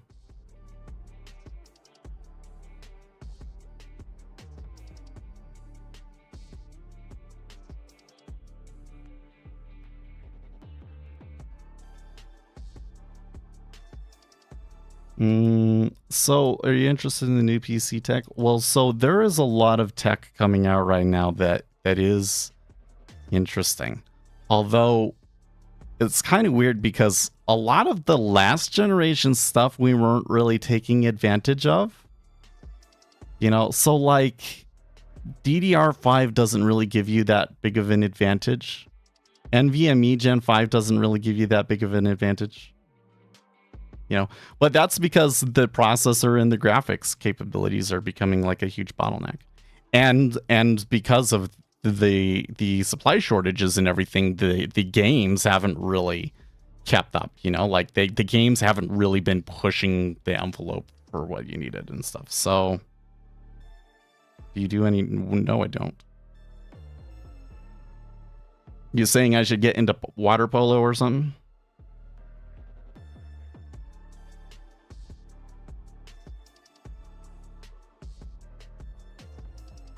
Or are you talking to, are you using a euphemism for some sexual thing?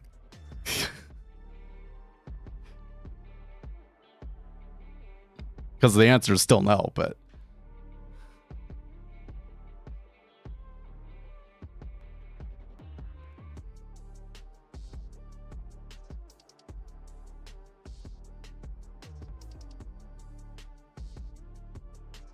worth it depends.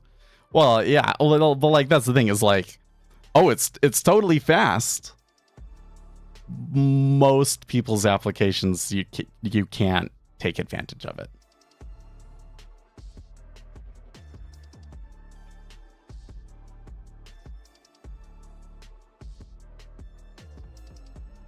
It is a little alarming to me how quickly that just like dropped. Really.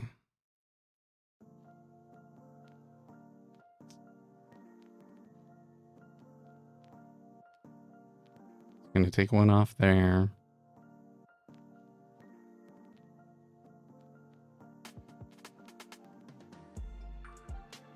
Okay. Now I only have one contract on.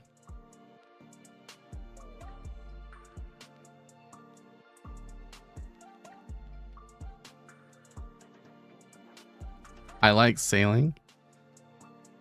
You know, I think it would be nice to go and get a sailboat and like go sailing on the Great Salt Lake occasionally or something, but like that lake is so inconsistent. I don't think it would be too great to actually have a boat. You know? If I was going to do that, I think I would really need to live by the ocean. So what we need to do is we need to go and get a villa in Ibiza and get a yacht. And when I'm a famous hedge fund manager, maybe I'll do that. You can come on the boat. We can go sailing. There are kayaks that have sails. Oh, that's kind of weird to me.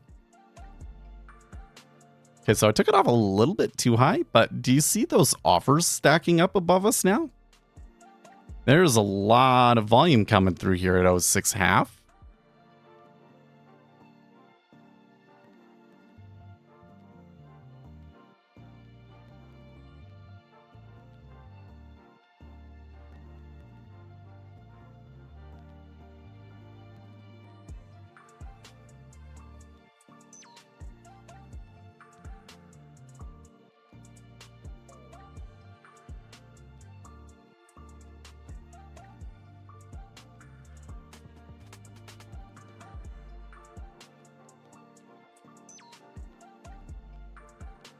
This move that we had here was interesting, wasn't it? Because, I mean, I was biased short, so I thought that the flows were going to be short.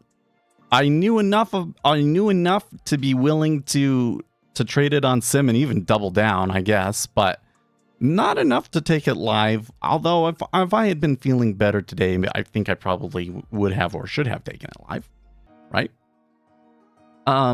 Yeah, Uzi helped a little bit, giving me the confidence to double down on it, right? Because I said, oh, I should double down, but that's like super degenerate. And Uzi was like, do it. But the point was, okay, we kind of suspected that there could be some selling flows out there, right? Okay. But the way that it came down to the bottom, it just sat there forever. Even kind of started to make me think, oh, maybe it's not going to happen. And then just all at once, it just puked lower. That doesn't happen every day.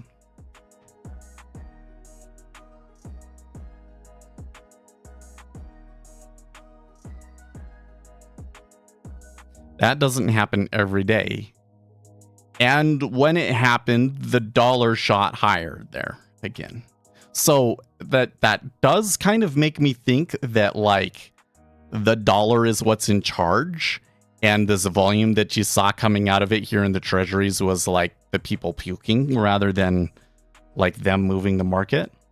The cumulative delta actually didn't actually move lower. It was like actually, this is actually really, really interesting. So do you see how in this flat area, through this flat, slightly rising area, there was buying through here, and then they puked it all. There's another downtick.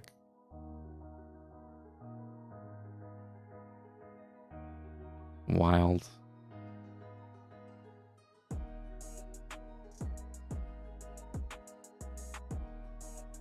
That's pretty aggressive still.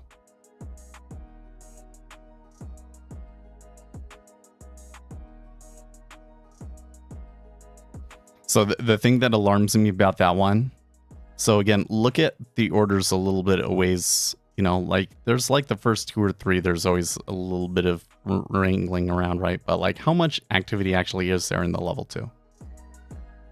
Because if we're pushing new lows, you should see more activity than that, right?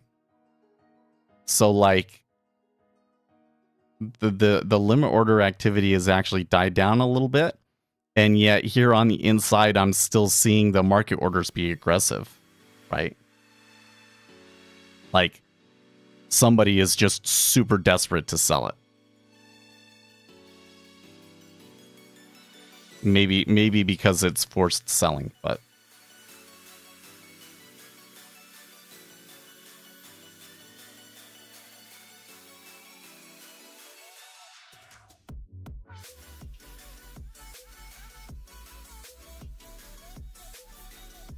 and there's another new low, right? It's pushing the new lows, and that you're seeing all of the liquidity stack behind it, so it's definitely got legs. Oh man, I said I passed on 835. Now I am gonna pass on it still.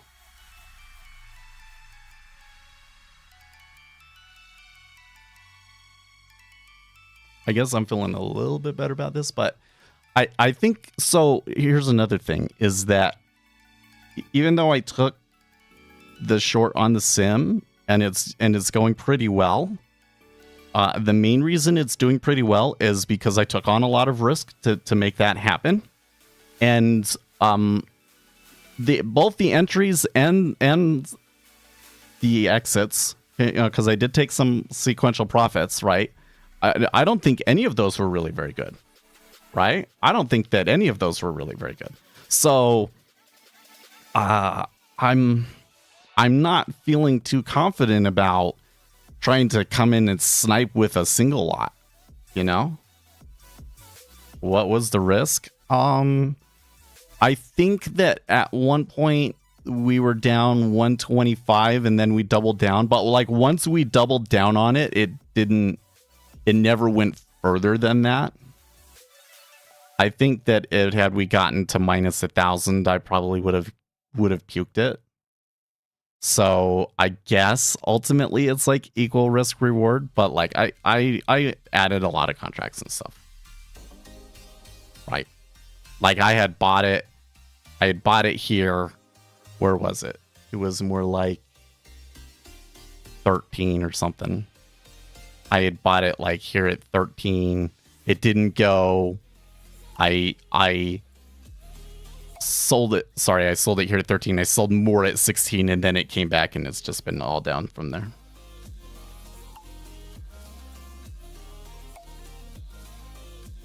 I'm gonna say no.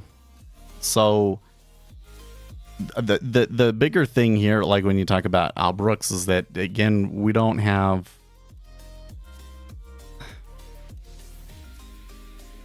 Okay, so first of all, Al Brooks does not really have very clearly defined stuff, right? Like when I'm talking about order flow, I can come and say, here's a stylized behavior. Here's something that we know the market tends to do that you might not be able to notice on your own, but it is there statistically, and here's how you can kind of take advantage of it, right? That is not what Al Brooks does at all. What Al Brooks does is he has a bunch of these things that it's just like a bunch of terminology and stuff, so that's like super esoteric, so that nobody can follow what he's saying. Does you ever watch him like trading it live? It just sounds like a bunch of nonsense.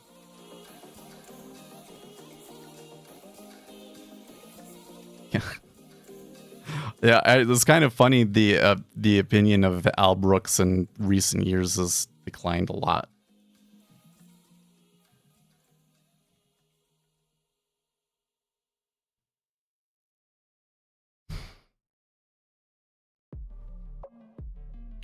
To me, price action means we can use current price movements to predict future price movements. And I think that's nonsense. That's the difference.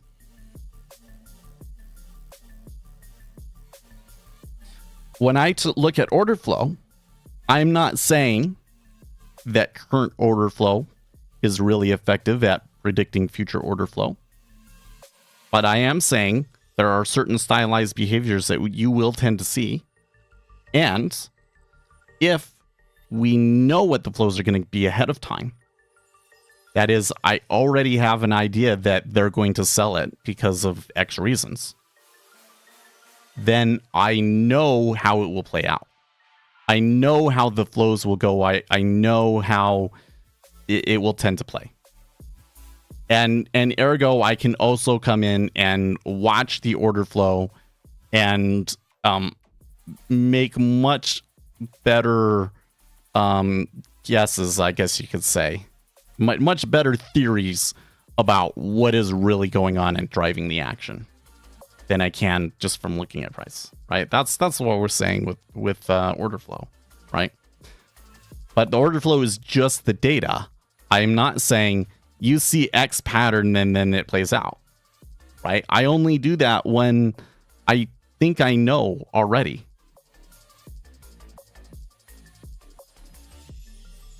Yeah, I don't know about Al. Like, he's definitely like gone way out of his way to never show anybody how he's trading, right?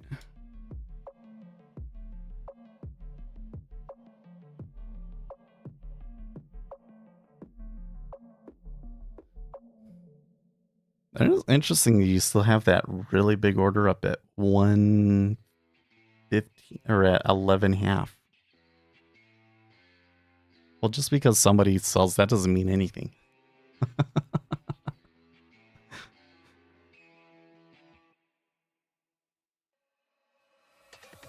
It comes back down to like, okay, I see two fallacies here, right?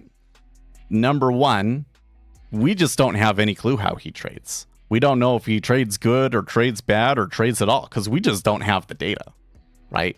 So I guess one could assume that must mean that he doesn't trade very good. But we can't prove that logically. That's just cynicism, right? It's probably right, but that's just cynicism, right? Okay. Point number two, though. How well Al Brooks trades does not necessarily tell us whether the stuff that he is teaching is effective or not, right?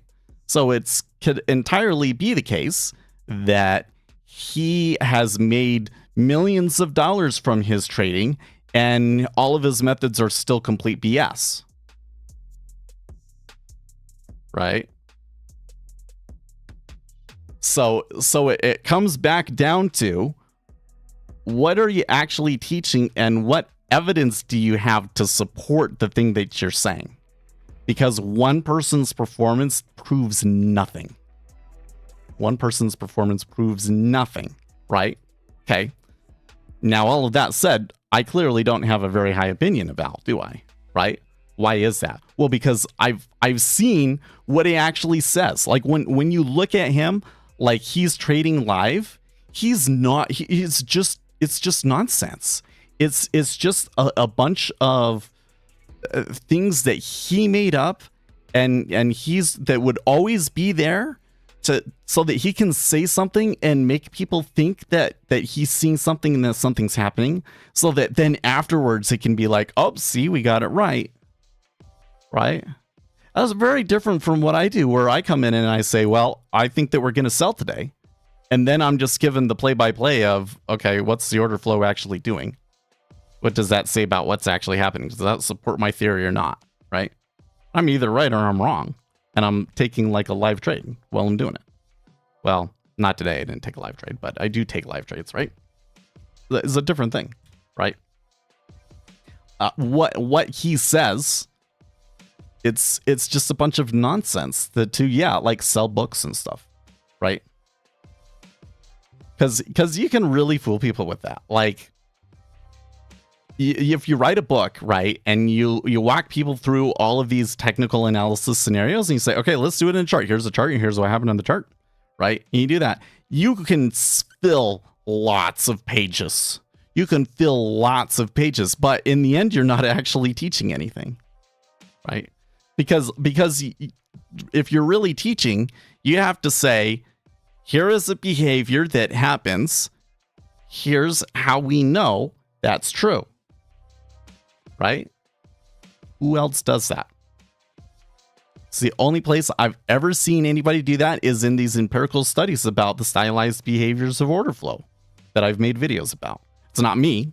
I didn't come up. I want to be very clear. I am not smart enough to come up with this stuff, and I don't want to take I don't want to take claim on it as like Seth's style of trading or something like that. Right? It's not my style of trading.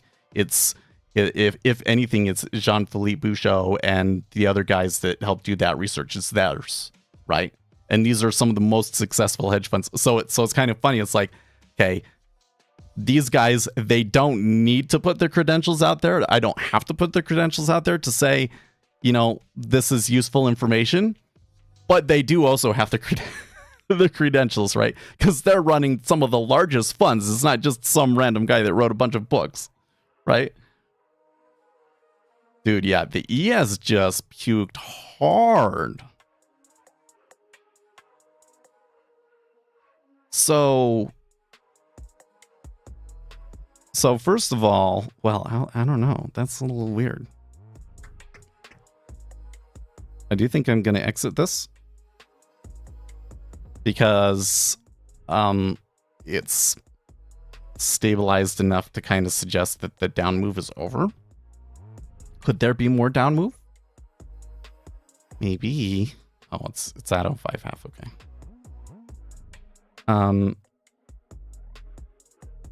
There you go. But the equities just absolutely tanking here hasn't really changed anything in the treasuries.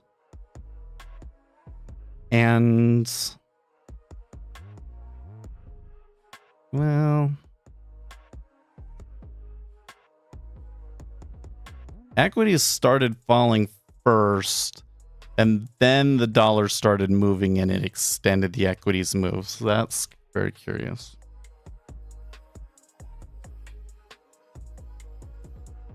Quant trading is the only scientific way. I wouldn't say it's the only scientific way, because you can certainly come in and say, here's a piece of news that we have that's going to lead to a, and you can prove certain individual trades might be good trades based on logic. Maybe, right?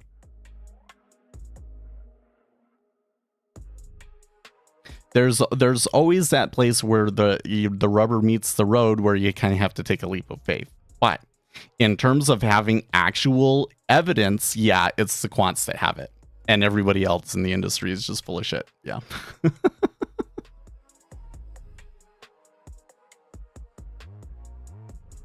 Say things like green energy, women power, abolish slavery, let's boost your stream. No, we don't want. You don't want the stream to be super, super strong so that, like, you know, you have more competition, do you? Actually, maybe. So this whole thing, remember again that, like, when you have a strategy, like if you take a technical strategy and like lots of people are trading it, okay, at first it helps the strategy, but then there's a certain amount at which it gets too popular, and then the edge goes away, right? So we don't want to do that. No, so we should talk about something that the algorithm would hate, right? Like that country song or something. Tell me, what do you guys think about? Have you heard about the country song that everybody on the left is super upset about? I thought somebody would bring it up, and now I've gotten tired of waiting. I'll have to bring it up so that we can, you know, we got 20 viewers on the stream. Let's get that down to 12 by talking about politics. Quants have access to ultimate source of data, which is transmitted through order flow later. Well, yeah. So you know, it is worth noting. Okay, but when you're talking about the quant stuff, the reason that they were able to figure this stuff out was because they got data, proprietary data from banks and exchanges, where they could actually separate out individual traders and see that there was a meta order going through, and this is the impact that they were having and so forth. It was only because of those proprietary. So it was literally, it was like, okay, we're studying the markets, we're doing order flow. You know, what would be cool is if we could see, you know, because we want to know, do orders have an impact on the market? Because that's always kind of been the question for, like, going all the way back hundreds of years. That's right. Is like, it seems like if I buy something, it tends to move it up. But how does that actually work? Right? So these guys, they said, well, it'd be really nice to have the data. So eventually they convinced these banks to give them the data. For the banks to say, okay, we executed this huge meta order this day. Here's all of the order flow data for it. Like, or here's all of the order flow data that we had for like all of the flows that all of our clients going in and that we sent out to the market, right? Then they had the ability to say, okay, there was a meta order from this guy, there was a meta order from this guy.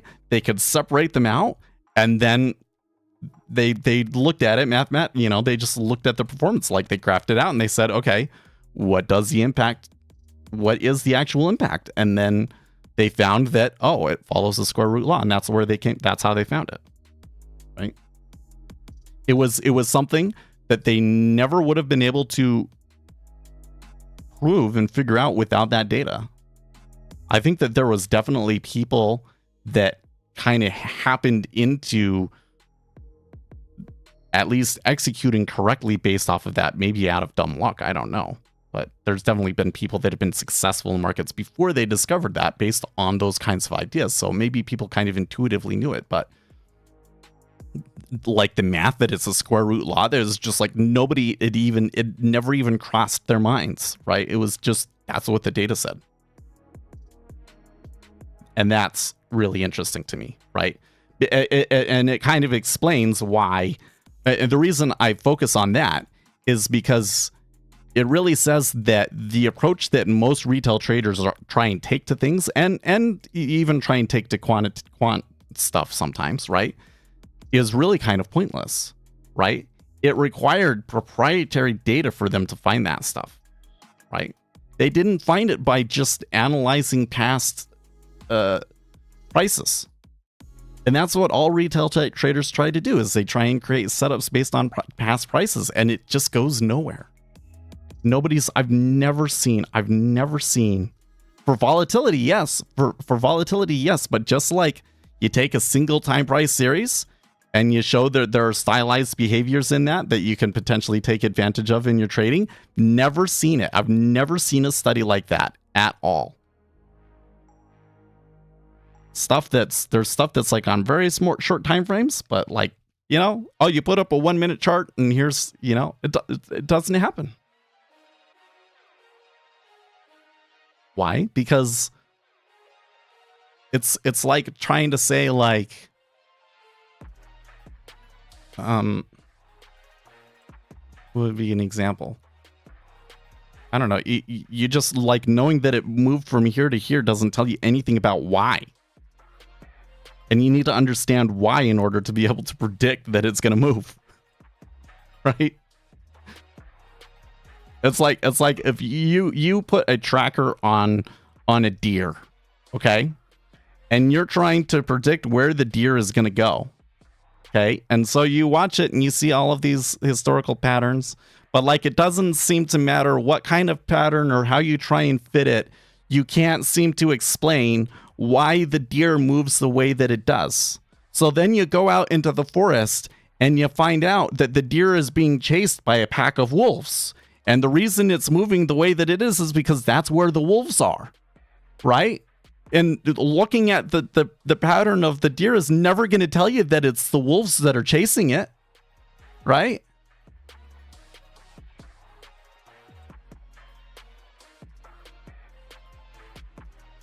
Now, once you know that the wolves are chasing it, and then you go back and you look at the graph, then it all makes sense, right? But that is all premised on the fact that you know why the deer is moving in the first place, right? That's why you need a zebra.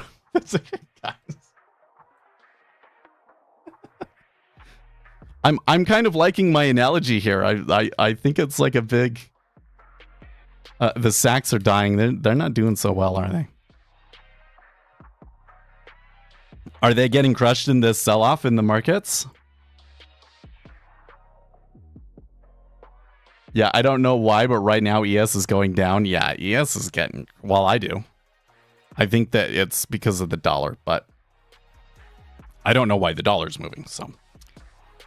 I'm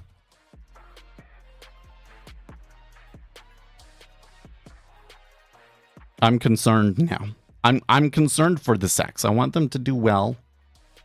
I kind of like them. Probably shouldn't admit that, but I kind of like them. No, they're doing okay. They're doing okay today. They were up yesterday, and they're actually still up today, despite the larger equity market totally puking. So does that mean that it's the techs that are dragging them down?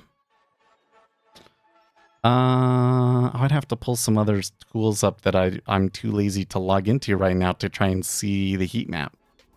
Oh wait, I can see a heat map in TradingView, can't I? Let's see if I go back to the main page and tools. Come here. Products. Screeners. Stock. 2.0, I think, will do it to me. Screens, large cap.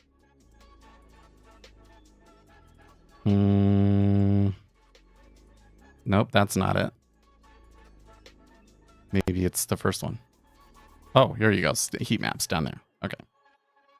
Da da da da.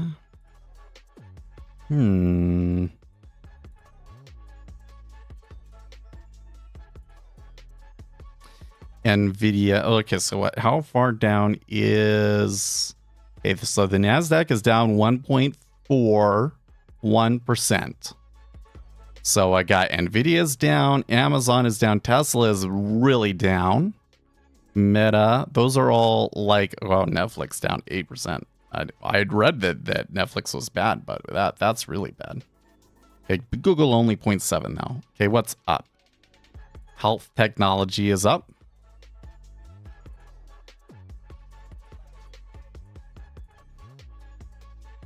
Utilities are doing okay, I guess. Can I change these colors and shit? Color scheme, colorblind. Thank you.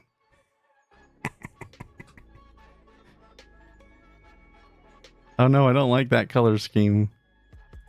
Can I just like change it? Color by... Oh, what is this? Performance day percentage...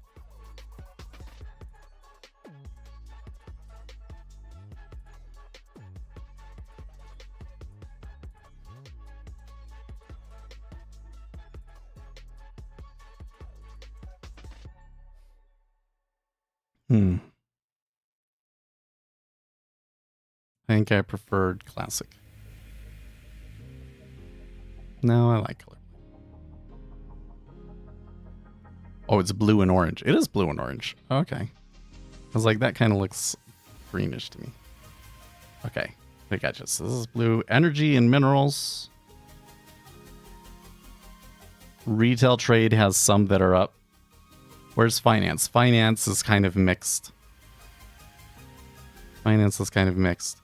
But that does strongly suggest that it is the tech stuff that is dragging us down, right?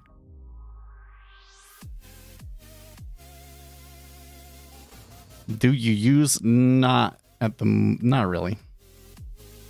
I'm working on it.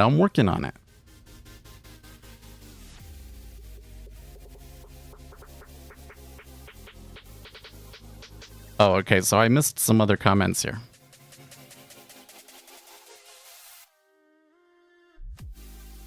I don't think ones are far ahead of retails. Just look at investment banks that are going broke. Well, okay, like in terms of their understanding of markets, like the thing that's just so crazy is that there is research that is like 30 years old that retail traders don't understand.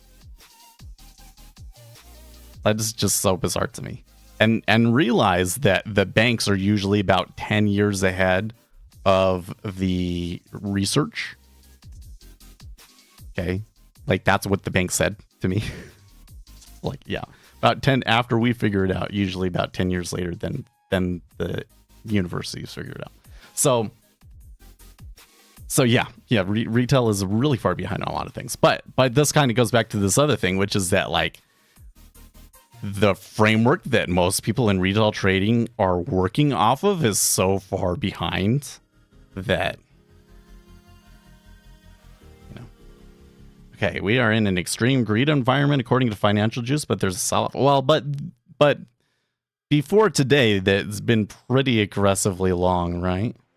I mean, honestly, if we come back to the chart and we look at the S&P 500, okay, we're selling pretty aggressively here today, but just realize that they might buy the dip and just end the day unchanged. Okay, does that look like a selling environment really to you? You know, like we've been on an insane. Let's come back to a daily. We have been on an insane bull run. We've been on an insane bull run this year.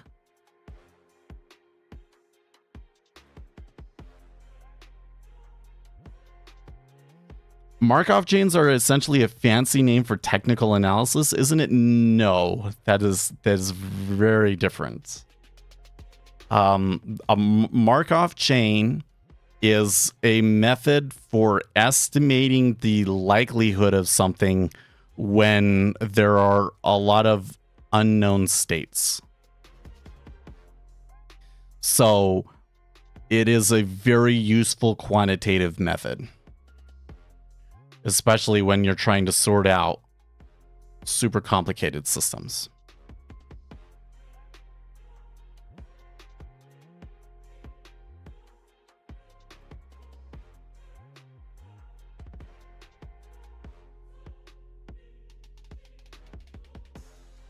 If it's outdated, we would be applying. Well, no, but like that's the whole thing. It's like the information is all out there. It's just the retail traders are so obsessed with charts that they never find it. So I'm saying, like if I could say one thing, you know, somebody, they just met me, they only get to hear me say one thing. What is the one thing that I would tell them? Stop looking at charts and read research. Read studies, like studies released in academic journals. Okay, because that's what happens. Is retail traders spend all their trying to understand charts and the patterns in charts when there's nothing to understand. You're looking at the results.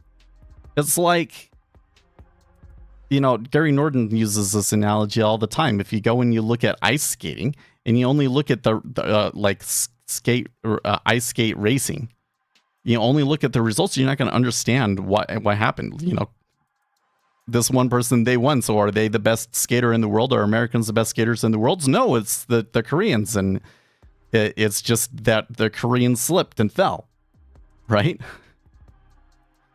The end result doesn't actually tell you a whole lot about what's going on so that you can try and predict things. So stop looking at the charts and read academic research. You think it's Tesla earnings? I do think Tesla earnings probably are a major factor here, because it is a major component of the S&P 500, right?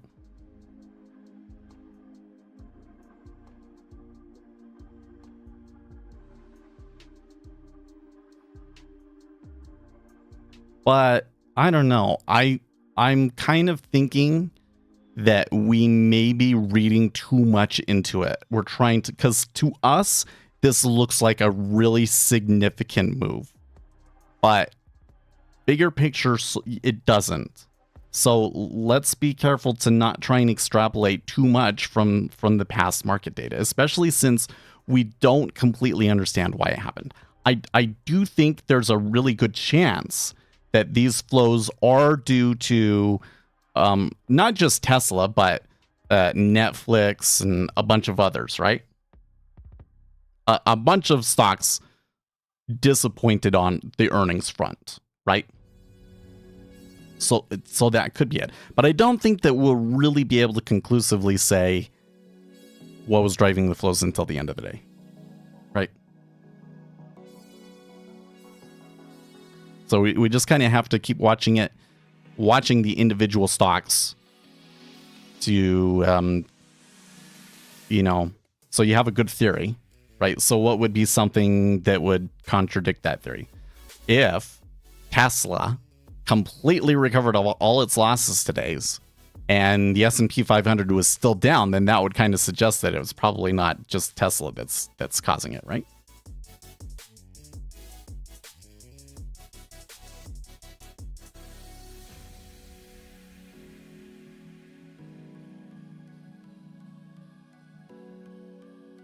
Well, it is hindsight, right? So at this point, can we trade it? If I don't know why it's moving, and I didn't predict that those flows would come in, couldn't predict that those flows were going to come in before they happened, then I don't have a trade, right? But what I do want to do is I want to understand it after the fact, so that maybe next time a situation like that is happening, I can predict it, right? And because it's going to matter into the context of what the flows tomorrow are, right? Because if it's the earnings, and I think that that's a really good theory, that it's the earnings. And the other thing you're saying here was like the Federal Reserve is like they're saying, if interest rates have to continue going higher, then that's a really bad problem too, right? So something has to give. Yeah, that says a lot about what the potential flows are going to be, because that means you have a shift. That means that, yeah, you might continue to see selling in the treasuries while they're positively correlated with the equities. That the equity market continues to go down because they don't like the higher interest rates, for instance, right? Although if the earnings are really bad, then that kind of suggests that like, oh, we really actually are moving into a recession, and maybe the treasuries can back off, right? Like those things would matter to how we might want to trade it tomorrow. Although, what do we have tomorrow, by the way? It is getting close to the end of the stream, so we should probably start talking about that stuff, right? We didn't get to talk about the country song. I had a whole rant prepared. Guys. Shake my hand, good trading guy. You gotta go. Hey, thanks for stopping by. We've had good times lately, Salim. I appreciate it. Oh yeah, there's nothing tomorrow. Tomorrow is the 21st, right? Yeah, it's the 20th. My favorite part of having a watch is being able to see what the date is. They should make a watch that's just the date. Is that a thing?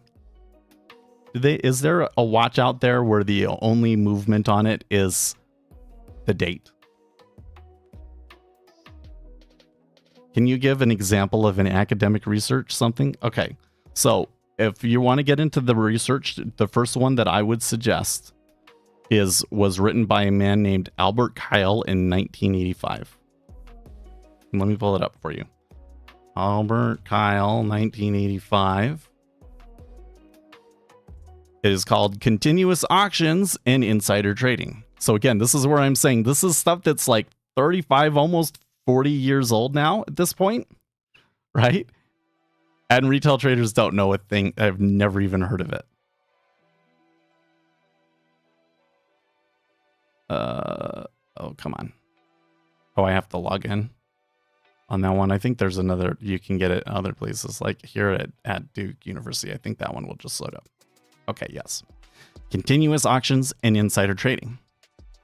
And in this paper, Albert Kyle sets up a framework for, okay, if I know something and I know it's going to be this price at this time, how many contracts do I use? If I have infinite money, how many contracts should I use? Like, what's the optimal number of contracts for me to trade, right?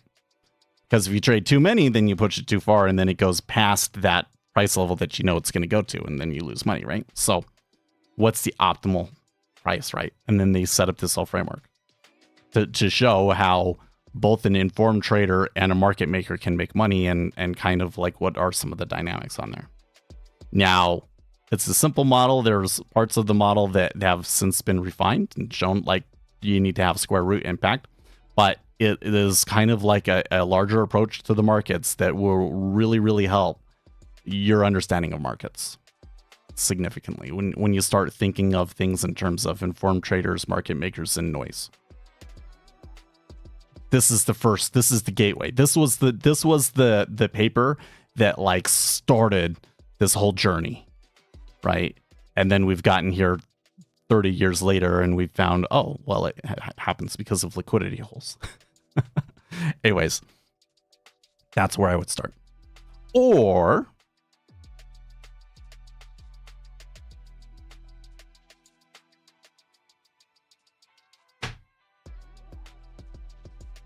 you can just get my favorite book, Trades, Quotes, and Prices, Financial Markets Under the Microscope by Jean-Philippe Bouchot, Julius Bernard, Jonathan Donier, and Martin Gould.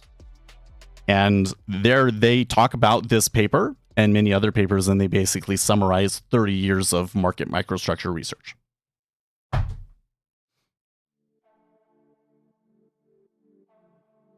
What did I invite you on today?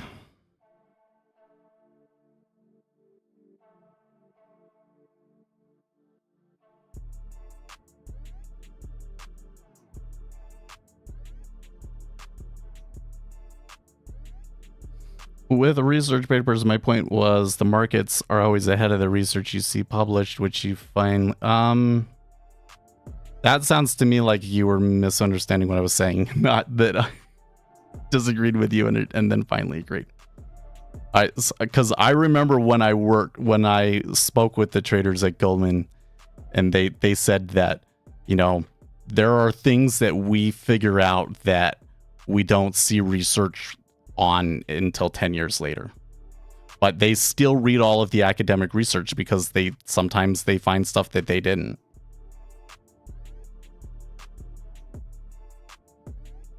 So the bank's understanding of like market microstructure and stuff tends to be 10 years ahead of the academic research, broadly speaking.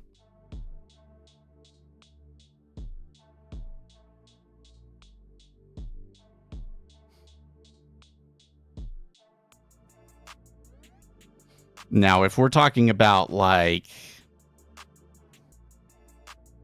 a piece of news or market commentary or stuff like that, it's a different thing, because you can have a widely followed research analyst can put the report out, and then everybody reads the report, and that causes order flows, right?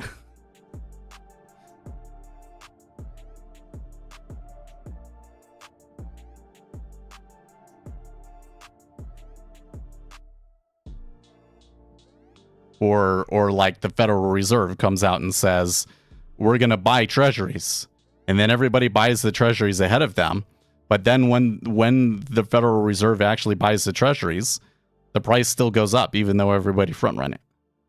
So there are some things that cannot actually be quote unquote priced into the market.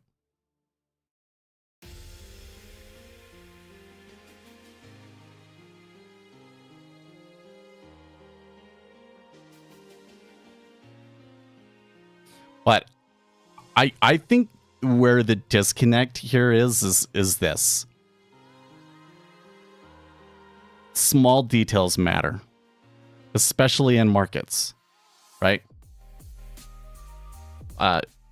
Brannigan Barrett has this great analogy where he has a picture of an apple and he says, what color is this apple? And you say, well, it's red. Okay, but it's actually more accurate to say, well, there's different shades in here. There's some parts that are red. There are some parts that are actually yellow. There's a stem that's brown and there's a leaf there that's green. So it's not strictly true that the apple is red, right? And the thing about markets is that markets tend to reward that nuance. So you're going to find me very often disagreeing with people because there's a piece of nuance that I understand is significant, right? That's also why you get these sorts of things where, like, like with Gary Norton's course, where like you read it and like, so I have a strategy PDF, right? If you're brand new to markets and you read that, you might be like, what's the big deal? You might not see the significance in what I've written down in there, right? But that's because you don't have all of the context to understand where the nuances are, where I'm disagreeing with the commonly accepted retail trader way of thinking, and those small little changes end up being complete game changers and completely shift how we actually understand markets. And it really is game changing. But some people might not see it, because if that's what you're presented with from the very beginning, you were not going to realize why it's significant, because it's only significant because everybody had this tiny detail wrong for so long, right?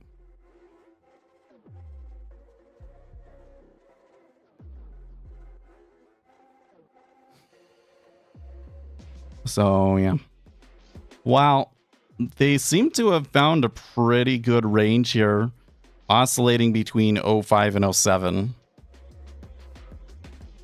I don't know if there's more to this. So again, the move was really that we had a huge move in the dollar when that all happened. So, badoosh. By the way, after that all happened, Bitcoin took a decent little puke below 30,000. When you worked at the bank, did you see a DOM? Yes. So if you want to learn more about that, they used a program called Redi Plus, REDI Plus. Since I worked there, they spun it off. But it's a trading platform that is geared towards like hedge funds and stuff like that, right? But there's enough information out there that if you search for it, you'll find stuff and maybe screenshots of it. That's what they used.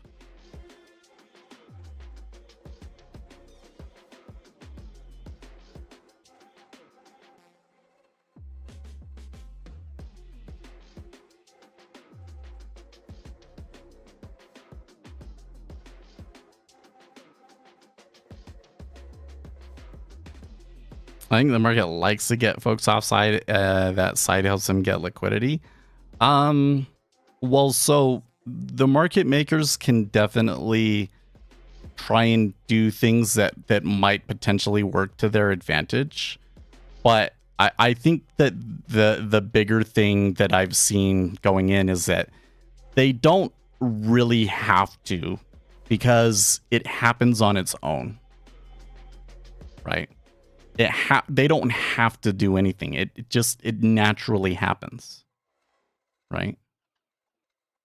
Like the nature of the market is that there are oscillations, and so if you get you just have to wait. An oscillation the wrong way is going to happen, right? So it could totally seem like it's some conspiracy that the market maker like manipulated things to screw you over, but I'm just saying, like, it will happen on its own.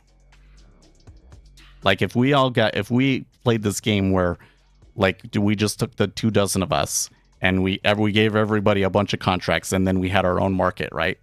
These behaviors would still happen without any of us saying, oh, I'm going to do this weird conspiracy theory thing, right?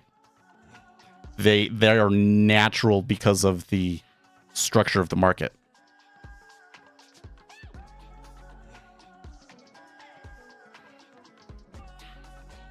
So there's again, that's a little nuance, because I'm not denying that things like that don't happen, right? There are flows that are completely endogenous, but that's the nature of the market, right? The reason why people think that is because people generally think that the market is efficient. So if something happened that was not efficient, surely it must be manipulation by some bad player, right? But once you realize that the market isn't really very informationally efficient at all, you realize that that's just what's going to happen with the noise, right? And the people that are executing a large meta order, are going to take advantage of that. Price, if they want to sell and price comes up, then great. That gives them more liquidity to sell into. And the person that doesn't know that is going to think, oh, the trend is going up, I'm going to go and buy it. And then the sellers come in and sell it, and they think that it's all a fraud. Well, that's just because they didn't know the thing that the guys that are doing the block selling knew. Primarily that they were going to do the block selling, but maybe there's a reason why they're doing the block selling, right?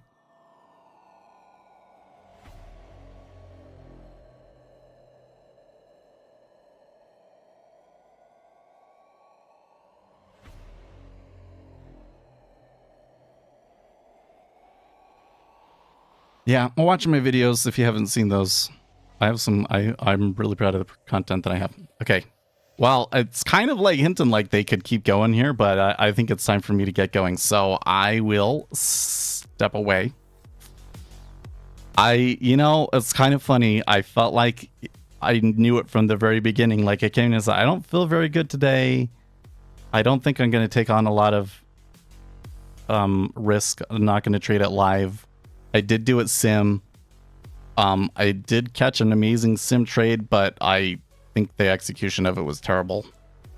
Right? But I kind of knew at the beginning. I was like, well, because I've decided that this isn't a good situation for me, probably the market's going to move. And then guess what? It moved. But I also kind of knew that just based on like, sometimes you can just kind of come in and see the book and you can see that like, there's somebody there that wasn't there before. Might not mean anything, but there's more interest today than there was yesterday or whatever the deal is.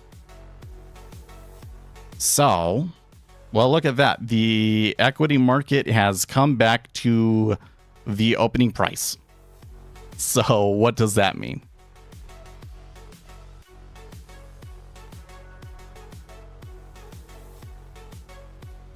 I don't know, man. The equity markets is quite confusing should I say quite confusing to me?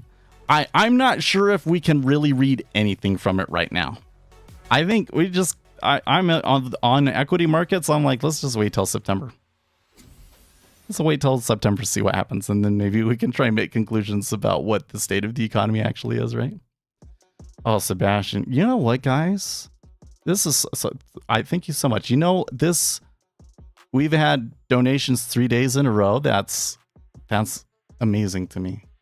That means I feel like we've been having a good stream. I feel like I can't put a finger on it, but I feel like I've been running a better stream, and you guys have been rewarding us for it, so I appreciate it.